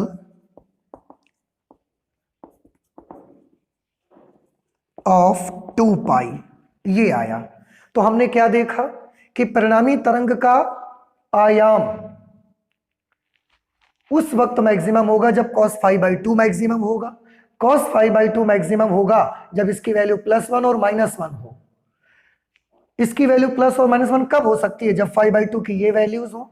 उस वक्त फाई का मान कितना आएगा ये, और फाई क्या चीज है हमने पहले भी आपको बता के रखा था कि फाई दोनों तरंगों के बीच का कलांतर है। तो दोनों तरंगों के बीच का कलांतर कितना आया? 0 2 पाई 4 पाई 6 पाई 8 पाई। अगर ये कलांतर है अर्थात 2 पाई का पूर्ण गुणज है, उस वक्त cos 5/2 मैक्सिमम होगा। cos 5/2 मैक्सिमम होगा तो एम्पलीट्यूड मैक्सिमम होगा, आयाम महत्तम होगा तो परिणामी तरंग की जो तीव्रता होगी वो भी तो महत्तम होगी। और अगर वो महत्तम होगी तो अध्यारोपण कौन सा होगा? संपोषी अध्यारोपण होगा। तो संपोषी अध्यारोपण के लिए कलांतर की क्या शर्त है? ये शर्तें, और आप गौर करें यही शर्तें तो हम लोगों ने ग्राफ से भी कैलकुलेट करके निकाली थी। ग्राफ से जब देखा तो यही शर्तें वहां पर भी आई थी। अब थोड़ा पथांतर के बारे में भी जरा बताइए, ये किसके लिए कंडीशन आई है? कलांतर के लिए। पथांतर की अगर हम बात करें दोनों तरंगों के बीच, तो पथांतर के लिए क्या निकलेगा? हमने सबसे शुरू में एक फॉर्मूला पढ़ा था कि 2 पाई कलांतर लैम्डा पथांतर के बराबर होता है। आप सभी ध्यान करें, 2 पाई कलांतर लैम्डा पथांतर के बराबर होता है। तो 0 कलांतर 0 पथांतर के बराबर होगा, तो जब कलांतर 0 तो पथांतर भी 0।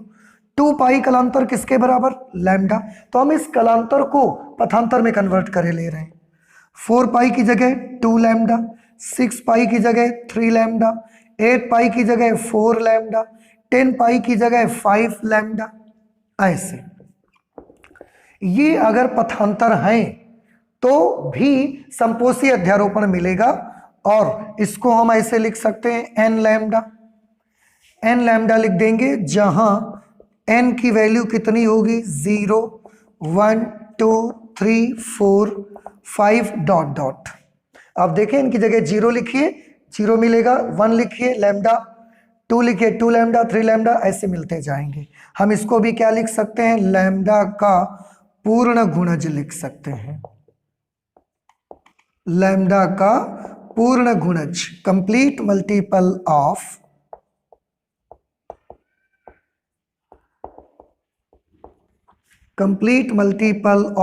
लैम्डा, लैम्डा का पूर्ण गुणज। अब आप ध्यान से देखें, हमने ये शर्त किसकी निकाली बेटा?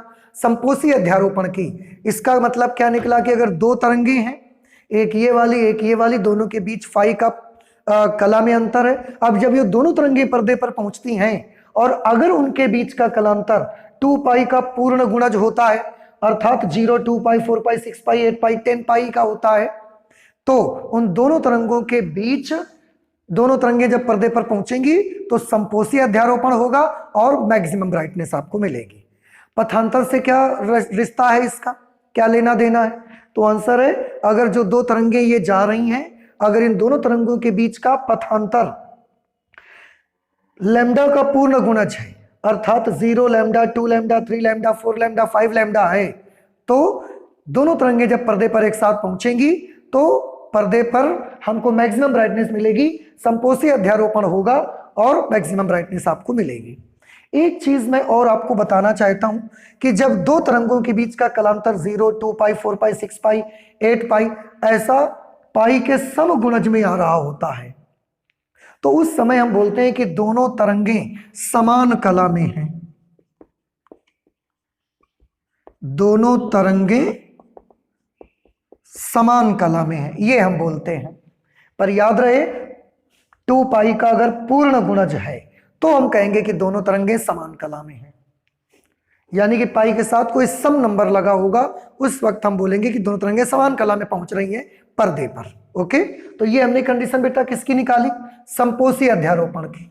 इसी तरह की कंडीशन हम निकालना चाहते हैं विनाशी अध्यारोपण की, और आप चेक करें कि ये बिल्कुल सेम वही कंडीशन है जो ग्राफ से हमने निकाली हुई थी। ठीक है, तो चलते हैं निकालते हैं विनाशी अध्यारोपण के लिए कंडीशन। आप प्लीज इसे नोट कर लीजिए। देखिए, अब हम निकालने चल रहे हैं कि कंडीशन फॉर डिस्ट्रक्टिव सुपरपोजिशन, विनाशी अध्यारोपण के लिए शर्त क्या होगी। विनाशी अध्यारोपण में आयाम कैसा होना चाहिए? न्यूनतम, क्योंकि विनाशी अध्यारोपण में तीव्रता कैसी होगी? न्यूनतम, तो आयाम भी कैसा होना चाहिए? न्यूनतम। आयाम का सबसे मिनिमम वैल्यू क्या होती है? देखिए, आयाम की सबसे मिनिमम वैल्यू यहां पर होती है 0। ठीक है, तो आयाम का अगर आप न्यूनतम मान चाहिए तो आपको आयाम का मान 0 में लेना पड़ेगा। तो तरंग का आयाम A कैसा होना चाहिए? तरंग का आयाम A न्यूनतम होना चाहिए, अगर आप डिस्ट्रक्टिव सुपरपोजिशन की कंडीशन फाइंड आउट कर रहे हैं तो। अब आयाम का न्यूनतम मान होना चाहिए, आयाम का न्यूनतम मान कितना होता है? 0। ये 0 कब हो सकता है? आंसर है जब cos 5/2 0 होगा तब। भाई आप देखो ना, cos 5/2 0 हो जाएगा तो आयाम भी 0 हो जाएगा। और आयाम की न्यूनतम मान क्या होता है? 0। आप हमेशा याद रख लें, आयाम का अधिकतम मान प्लस माइनस a और आयाम का न्यूनतम मान 0। तो हमें विनाशी अध्यारोपण की शर्त चाहिए, और विनाशी अध्यारोपण में अंधेरा होता है, डार्क आता है, तो वहां तीव्रता 0 रहती है, तो आयाम भी कैसा होगा? 0। तो परिणामी तरंग का आयाम उसके लिए न्यूनतम चाहिए, तभी तीव्रता भी न्यूनतम होगी। अब आयाम का न्यूनतम मान 0 होता है, इसलिए cos π/2 0 होगा, तभी आयाम 0 होगा। तो cos π/2 0 होना चाहिए उस वक्त। अगर cos π/2 0 होना चाहिए तो ऐसा कब हो सकता है कि cos π/2, या अभी मैं यहां पर ये लिख सकता हूं, ठीक है, cos π/2 0 होना चाहिए। cos π/2 की वैल्यू 0 कब हो सकती है? तो आंसर है cos π/2 की वैल्यू 0 तब हो सकती है जब π/2 इज इक्वल टू π/2। क्यों? क्योंकि π/2 की जगह अगर आप π/2 लिखोगे तो cos π/2 की वैल्यू 0 आ जाएगी, या π/2 की वैल्यू 3π/2 हो तब भी cos 0 हो जाएगा, 5π/2 हो तो भी cos 0 हो जाएगा, 7π/2 हो तो भी cos 0 हो जाएगा, 9π/2 हो तो भी cos 0 हो जाएगा, 11π/2 हो तो भी cos 0 हो जाएगा, डॉट डॉट ऐसे। ठीक है, 5/2 की इन सभी वैल्यूज के लिए cos का मान 0 के बराबर ही आएगा। और हम आयाम 0 चाहते हैं, आयाम 0 चाहते हैं तो cos π/2 0 चाहिए हमको, तभी विनाशीय अध्यारोपण होगा, ब्राइटनेस कम रहेगी, 0 रहेगी। तो ये तो 5/2 की वैल्यूज, हमको तो 5 चाहिए, तो 2 उधर भेजो, जब 2 जाया करेगा तो 2 से हर सबका ये अपॉन वाला 2 कैंसिल हो जाएगा। Therefore 5 will be equal to pi, 3π, 5π, 7π, 9π, 11π, dot dot ऐसे। और हम चाहें तो इसको किस तरह से लिख सकते हैं आप देख सकते हैं, हम चाहें तो इसको 2n+1 पाई लिख सकते हैं। 2n+1 पाई का मतलब जहां n की वैल्यू 0, 1, 2, 3, 4, 5, 6 ऐसे हो रही, आप n की जगह 0 लिखोगे तो 1 पाई, 1 लिखोगे तो 3 पाई, 2 लिखोगे 5 पाई, ऐसे आते चला जाएगा। और इसको हम क्या बोल सकते हैं, आप देखो पाई के साथ हर बार विषम नंबर आ रहा है, तो हम इसको बोल सकते हैं पाई का विषम गुणज, ऑड मल्टीपल ऑफ पाई। तो ये तो हो गया पाई के बारे में बात, कि अगर आपको विनाशीय अध्यारोपण चाहिए उस समय आयाम 0 रहना चाहिए, आयाम 0 के लिए cos π/2 0 रहना चाहिए, cos π/2 के लिए 5/2 की वैल्यू 0 होनी चाहिए, और ऐसा तब हो सकता है जब फाई इतना होगा। ठीक है, अब थोड़ा सा जरा पथांतर के बारे में भी चेक कर लेते हैं। पथांतर में हमने क्या पढ़ा, 2π पथांतर 2π कलांतर लैम्डा पथांतर के बराबर होता है, 2π कलांतर लैम्डा पथांतर के बराबर होता है। तो पाई कलांतर किसके बराबर होगा, λ/2 पथांतर। अब पाई कलांतर किसके बराबर होगा, तो पाई के लिए मैं क्या लिख दूंगा, λ/2। 3π के लिए मैं क्या लिख दूंगा, 3λ/2, 3 की जगह 3 और पाई की जगह λ/2। इसी तरह से 5λ/2, 7λ/2, 9λ/2, 11λ/2 ऐसे। और इसको हम ऐसा भी लिख सकते हैं 2n+1 λ/2। और हम ये कह सकते हैं λ/2 के साथ 1, λ/2 के साथ 3, λ/2 के साथ 5, 7, 9, 11, तो λ/2 का विषम गुना जा रहा है। पहले ये बताते हैं कि n की वैल्यू क्या है, 0, 1, 2, 3, 4, 5, ये है n की वैल्यू। और हम इसका एक और एड्रेस बता सकते हैं, λ/2 का विषम गुणज, λ/2 का विषम गुणज। अब आप देखें हम इसको कैसे बता सकते हैं कि अगर दो तरंगें एक साथ पर्दे पर पहुंचती हैं और उनके बीच का कलांतर पाई का विषम गुणज है, अथवा उनके बीच का पथांतर λ/2 का विषम गुणज है, तो दोनों तरंगों के बीच विनाशीय अध्यारोपण होगा। और अगर विनाशीय अध्यारोपण हुआ तो उस वक्त पर्दे पर जो आपको ब्राइटनेस मिलेगी वो मिनिमम ब्राइटनेस मिलेगी, और अगर दोनों के एम्पलीट्यूड्स इक्वल हैं तो फिर ब्राइटनेस आपको 0 मिलेगी, अर्थात उस पॉइंट पर डार्क मिलेगा। ठीक है, ये हमने अब तो ग्राफिकल मेथड से भी हमने कंडीशंस देख ली, एनालिटिकल मेथड से भी हमने सारी कंडीशन देखी, और आप दोनों को अलग अलग करके देखें। ग्राफिकल मेथड से संपोषी और विनाशी अध्यारोपण, एनालिटिकल मेथड से भी संपोषी और विनाशी अध्यारोपण, दोनों से हमने देखे और दोनों से उनकी कंडीशंस सेम ही आपको मिल रही है। दोनों की कलांतर की शर्तें, दोनों की पथांतर की शर्तें सब आपको सेम मिलती हैं। ये आपको तैयार करना है, आपको याद रखना है।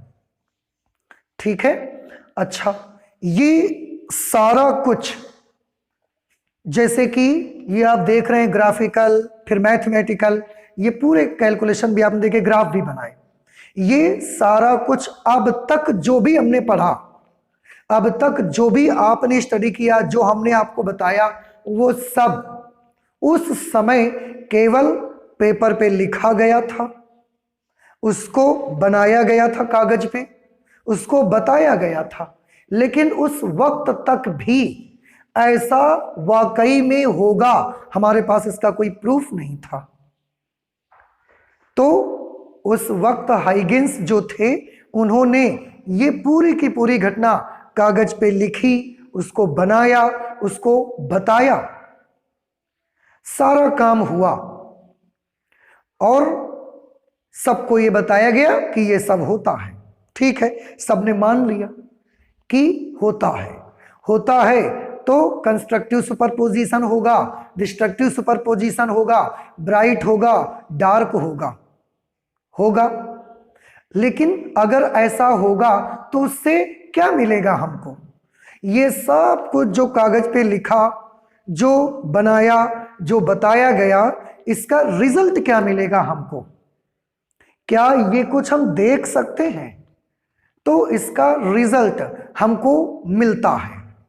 इसका रिजल्ट भी उन्होंने बताया कि इसका रिजल्ट आपको ऐसा मिलेगा। कैसा रिजल्ट उन्होंने बताया?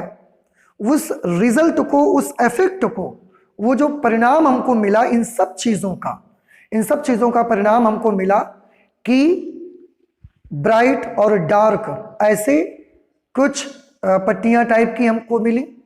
वो पट्टियां हमने उनको बोला इंटरफियरेंस फ्रिंजेस, व्यतिकरण फ्रिंजें उनको बोला गया। कैसी होती हैं ये? आप सभी के एनसीईआरटी की जो बुक है उसमें आप देखें बनी हुई है। तो जैसा कि मैंने बताया कि पर्दे पर जब ये सब कुछ होता है तो हाइगेंस का ये कहना था कि पर्दे पर आपको इस तरीके की पट्टियां मिलेंगी अगर आपने ये सुपरपोजिशन करवाई। उनमें से कुछ जगहों पर आपको ब्राइटनेस नहीं मिलेगी, डार्क मिलेगा, तो इनको हम बोलते हैं डार्क। और ये जो बीच में व्हाइट दिख रहा है आपको, इसको हम बोलते हैं ब्राइट, क्योंकि यहां पर लाइट हमको मिलती है और इन जगहों पर लाइट हमको पर्दे पर नहीं मिलेगी। तो जब ये सुपरपोजिशन होगा, जैसे कि मैंने बोला कि कंस्ट्रक्टिव सुपरपोजिशन होगा, डिस्ट्रक्टिव सुपरपोजिशन होगा, इसका इफेक्ट क्या होगा? इसका इफेक्ट उन्होंने बताया कि ये होगा कि जब आप पर्दे पर इसको करके देखेंगे तो पर्दे पर आपको इस तरीके की कुछ पट्टियां दिखाई देंगी, जिसमें से आपको कुछ ब्राइट पट्टियां दिखेंगी और कुछ डार्क पट्टियां आपको दिखेंगी। इन पट्टियों का नाम उन्होंने रखा फ्रिंजेस। फ्रिंजेस उसका नाम रखा। तो ये वाली जो फ्रिंज है वो ब्राइट फ्रिंजेस हैं और ये वाली जो फ्रिंजेस हैं ये डार्क फ्रिंजेस हैं। ठीक है, bright fringes, dark fringes. Okay, अच्छा, और इस तरीके का पर्दे पर जो पैटर्न आपको मिलेगा, इस पैटर्न का उन्होंने नाम रखा इंटरफियरेंस पैटर्न। इंटरफियरेंस पैटर्न इसका नाम रखा गया, जिसको बोला गया व्यतिकरण प्रतिरूप। व्यतिकरण प्रतिरूप इसको कहा गया। Interference pattern. आप देखेंगे अपनी एनसीईआरटी की बुक में, तो आपको इस तरीके की कुछ 2 फिगर बुक में बना के दिए गए हैं। ये थोड़े से डिफर हो सकते हैं, पर आप समझ जाएंगे जब उन फिगर्स को आप देखेंगे। तो जहां पर उजाला मिलेगा हमको, ब्राइटनेस मिलेगी, वो ब्राइट फ्रिंजेस, और जहां पर डार्क मिलेगा वो डार्क फ्रिंजेस कही जाएंगी। हाँ, हिंदी में इनके जो नाम होंगे, जैसे इनको हम क्या बोल रहे हैं, डार्क फ्रिंजेस, तो इनको बोलेंगे अदीप्त फ्रिंज। हिंदी में हम इसको कहा करेंगे अदीप्त फ्रिंज। और ये जो ब्राइट फ्रिंजेस आप देख रहे हैं यहां पर मिल रही हैं, इसको हम बोला करेंगे दीप्त फ्रिंज। तो ये दीप्त फ्रिंजें हैं और ये अदीप्त फ्रिंजें होंगे। डार्क फ्रिंजेस को अदीप्त फ्रिंजेस और ब्राइट फ्रिंजेस को दीप्त फ्रिंजेस। तो जितना भी, मैं फिर से एक बार आपको बता दूं कि जो भी अभी तक हमने पढ़ा, कंस्ट्रक्टिव, डिस्ट्रक्टिव, सुपरपोजिशन, वो सब अभी तक केवल कागज पर लिखा गया था, बनाया गया था, बताया गया था। तो बाकी सब लोगों ने कहा कि हाँ ठीक है, कंस्ट्रक्टिव होगा, डिस्ट्रक्टिव सुपरपोजिशन होगा, तो इससे क्या होगा। तो हाइगेंस का ये कहना था कि इससे इस तरह का एक पैटर्न पूरे पर्दे पर, मैंने तो बस इतना बनाया, पूरे पर्दे पर आपको इस तरीके का एक पैटर्न दिखेगा जब ये होगा तो। और इस पैटर्न को बोला करेंगे व्यतिकरण प्रतिरूप। इसमें जिन जगहों पर अंधेरा मिलेगा वो डार्क फ्रिंजेस, और जिन जगहों पर आपको ब्राइटनेस मिलेगी वो ब्राइट फ्रिंजेस कही जाएंगी। ये सब फ्रिंजेस होंगी। तो यहां से यहां तक हमने कितनी फ्रिंजेस बनाई हैं, 1 2 3 4 5 6 7 फ्रिंजेस बनाई हैं। ठीक है, ऐसे। अब ऐसा क्यों होगा, इसको भी उन्होंने समझाया कि ऐसा क्यों होगा। उसके लिए उन्होंने बताया कि इसके लिए हम यहां पर ऐसा 2 स्लिट लेंगे। एक्चुअली ये जो स्लिट होती हैं बहुत पतली होती हैं और बहुत नज़दीक होती हैं, लेकिन मैं आपके समझाने के लिए थोड़ा सा दूर कर लेता हूं। यहाँ पर एक लाइट का सोर्स रखा गया, यहाँ से वेव्स ऐसे निकल के चली, वेव फ्रंट्स पहुंचे वेव के, यहाँ पर पहुंची, आगे यहाँ पर एक पर्दा रखा गया। ये उन्होंने बताया कि ये सब होगा। ये पर्दा यहाँ पर रखा, जब पर्दा यहाँ पर रखेंगे तो तरंगें यहाँ से भी, क्योंकि यहाँ पर जब ये वेव पहुंचेगी तो ये वाला पोर्शन वेव का अवशोषित हो जाएगा, ये अवशोषित हो जाएगा, ये अवशोषित हो जाएगा, लेकिन यहाँ तो स्लिट बनी हुई, यहाँ से वेव पार हो जाएगी, तो ये वेव आगे की तरफ ऐसा बढ़ना स्टार्ट हो जाएगी। इस तरह से ये वेव बढ़ते हुए जाएगी। ऐसे इससे निकलने वाली वेव भी ऐसे ही बढ़ते हुए जाएगी, ऐसे, इस तरह से दोनों की वेव्स आगे की ओर बढ़ती रहेंगी और ये ऐसा बढ़ते बढ़ते पर्दे पर पहुंचेंगी, ऐसा बढ़ते बढ़ते पर्दे पर पहुंचेंगी। जब ये पर्दे पर पहुंचेंगी तो इस तरीके का नजारा आपको देखने को मिलेगा। क्यों देखने को मिलेगा, थोड़ा ध्यान से देखिए, मैं इसके बारे में आपको समझाता हूं कि उन्होंने क्या बताया। उन्होंने बताया कि पर्दे का ये जो स्क्रीन है, इसका जो ये वाला पॉइंट होगा, जो इन दोनों स्लिट्स के बीच का जो मिड पॉइंट होगा उसकी सीध में है। यहां से भी तरंग ऐसे पहुंचेगी वेव, और यहां से भी वेव ऐसा पहुंचेगी, यहां से भी वेव पहुंची, यहां से भी वेव पहुंची, बिकॉज क्योंकि ये वाला जो पॉइंट है वो दोनों स्लिट के मिड पॉइंट के है, लंबार्धक पर पड़ता है। दोनों स्लिटों के बीच जो दूरी है उसके लंबार्धक पर पड़ता है। अगर ये दोनों स्लिटों के बीच की दूरी के लंबार्धक पर पड़ता है तो अब आप समझ सकते हैं कि इस सोर्स से यहां तक का डिस्टेंस और इस सोर्स से यहां तक की डिस्टेंस आपस में कैसी होगी। आंसर है ये डिस्टेंस आपस में इक्वल होगी। अगर ये डिस्टेंस आपस में इक्वल है तो अब मुझे प्लीज बताएं, इस सोर्स से जो लाइट यहां तक जा रही है उसके रास्ते की लंबाई और इस स्रोत से जो लाइट यहां पर जा रही है उसके पाथ लेंथ में कितने का डिफरेंस होगा, उसके रास्ते की लंबाई में कितने का अंतर होगा। तो आंसर है ये 0 का अंतर होगा। दोनों के बीच पथांतर 0 होगा। अब अगर यहां पर दोनों के बीच का पथांतर 0 होगा दोनों के बीच पथांतर जीरो। अगर दोनों के बीच यहां पर पथांतर जीरो क्यों? क्योंकि दोनों के पाथ लेंथ बराबर है। अगर दोनों की पाथ लेंथ बराबर तो उनका अंतर जीरो हो गया। अगर यहां पर पाथ डिफरेंस जीरो है, पथांतर जीरो है, तो यहां पर क्या होगा? समपोषी अध्यारोपण या विनाशी अध्यारोपण? तो अभी आपने सब शर्तें पढ़ी हुई हैं, देखिए और बताइए कि पथांतर जीरो होने से कौन सा अध्यारोपण होता है। आंसर है संपोषी अध्यारोपण होता है। और अगर संपोषी अध्यारोपण होगा तो ये वाला पॉइंट पर्दे का कैसा दिखाई देगा आपको? पर्दे का इतना पॉइंट आपको ब्राइट दिखाई देगा।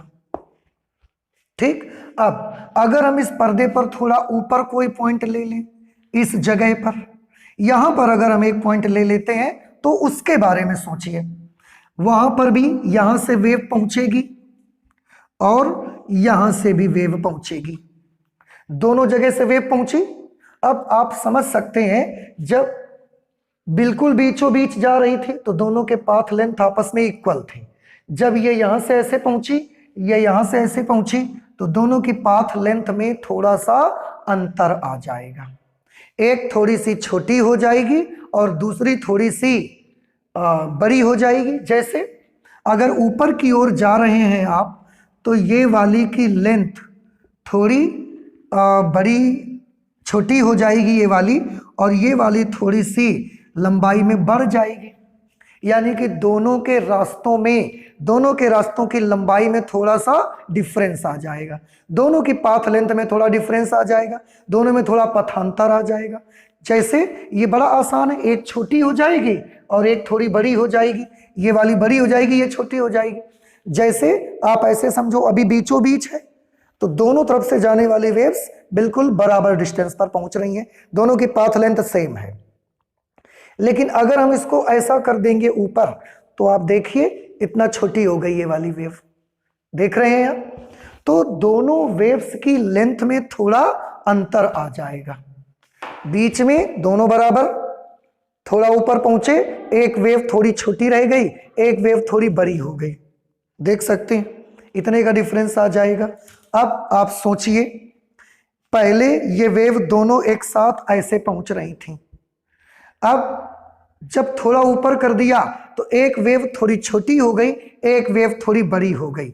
ध्यान से देखना, अगर एक वेव छोटी, नीचे वाली बड़ी हो गई, ऊपर वाली का छोटा हो गया, तो अब आप देख सकते हैं एक वेव थोड़ी, अभी तक दोनों ऐसे थी बिल्कुल बराबर, अब एक छोटी एक बड़ी हो गई, तो ये दोनों पर्दे पर अब जब पहुंचेंगी तो अब ऐसे पहुंचेंगी, एक लंबी हो गई एक छोटी हो गई, तो ऐसा पहुंचने लगी।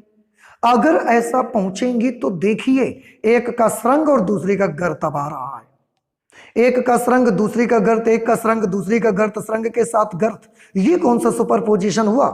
तो आंसर है ये हुआ विनाशी अध्यारोपण। और अगर ये विनाशी अध्यारोपण हुआ तो पर्दे का इस पॉइंट पर किस प्रकार का आपको क्या दिखेगा? ब्राइटनेस मैक्सिमम दिखेगी या ब्राइटनेस आपको मिनिमम दिखेगी? तो विनाशी अध्यारोपण हुआ, ब्राइटनेस आपको मिनिमम दिखेगी, ये पॉइंट आपको डार्क दिखेगा। क्यों? क्योंकि हो सकता है यहां पर जाने के बाद उनके बीच का जो पथांतर है वो पथांतर लैम्डा बाई 2 हो गया हो। क्यों? यहां पर पथांतर 0, थोड़ा सा अंतर आएगा तो पथांतर लैम्डा बाई 2 हो जाएगा। ठीक है, ये पथांतर लैम्डा बाई 2 हो गया।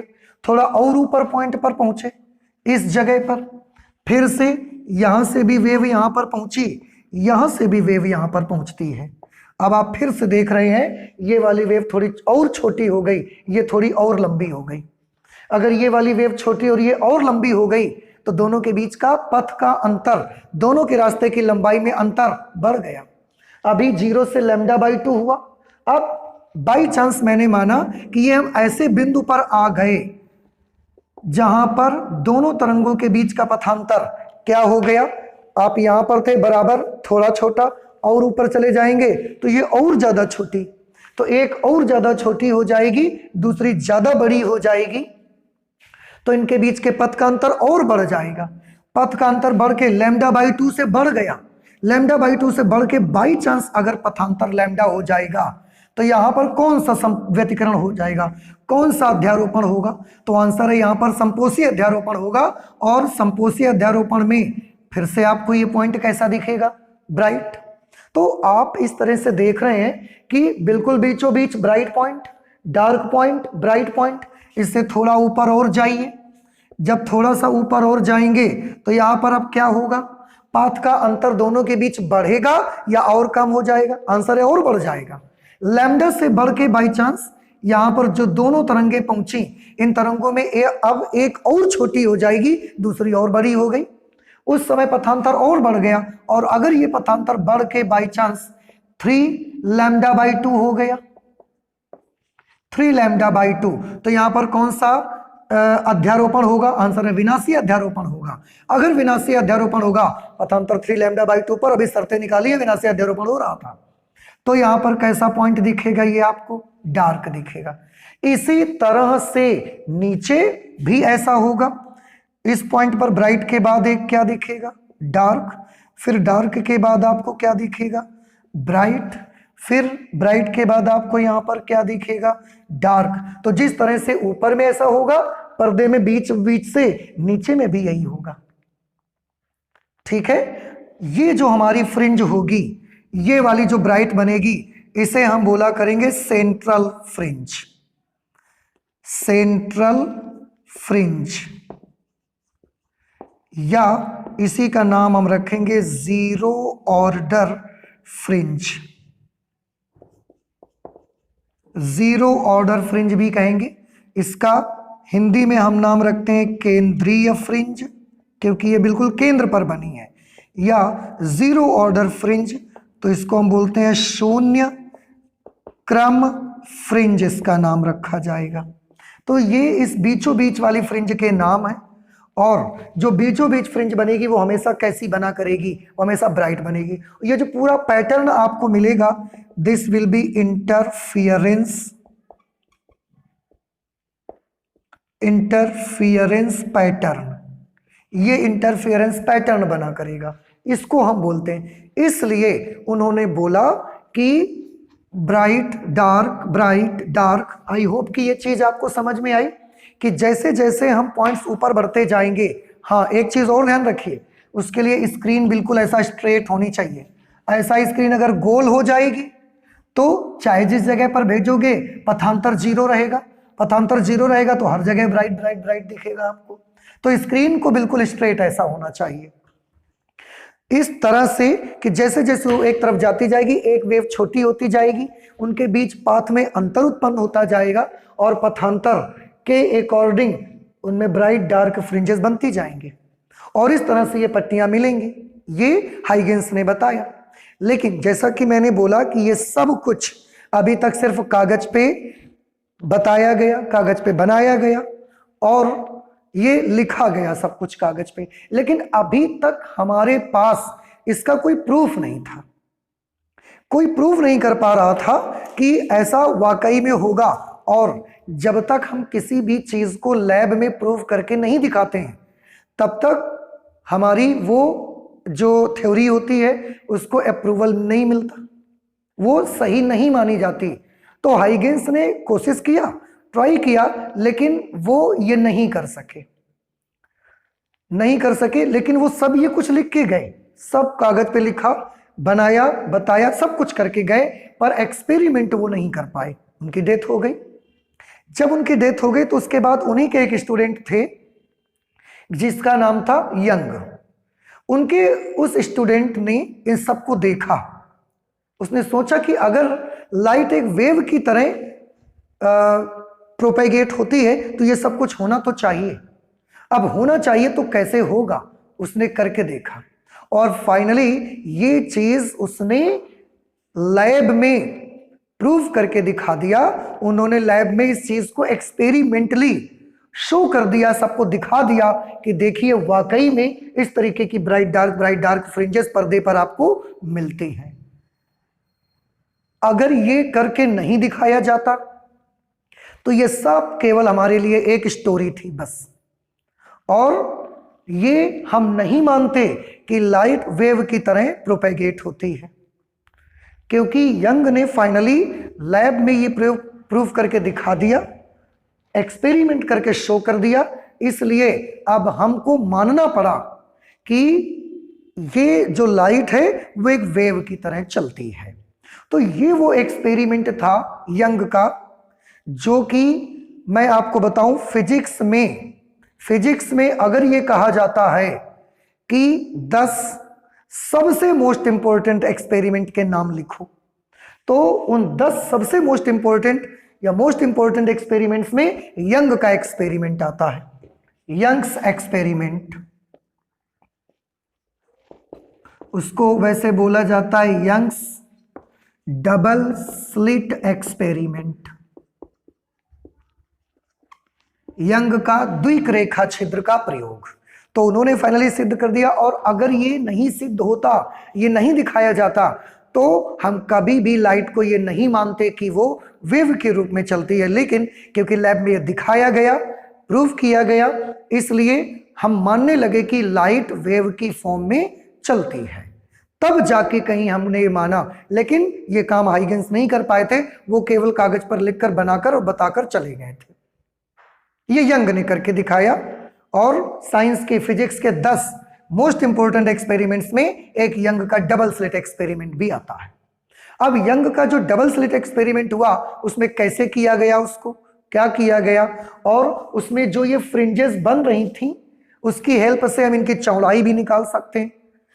हर फ्रिंज में अगर तीव्रता किसी में कम है, ज्यादा है, तो कितनी कम ज्यादा है, हम वो भी पता लगा सकते हैं उसके एक्सपेरिमेंट से।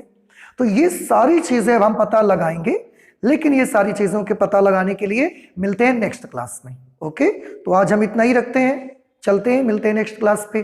Thank you.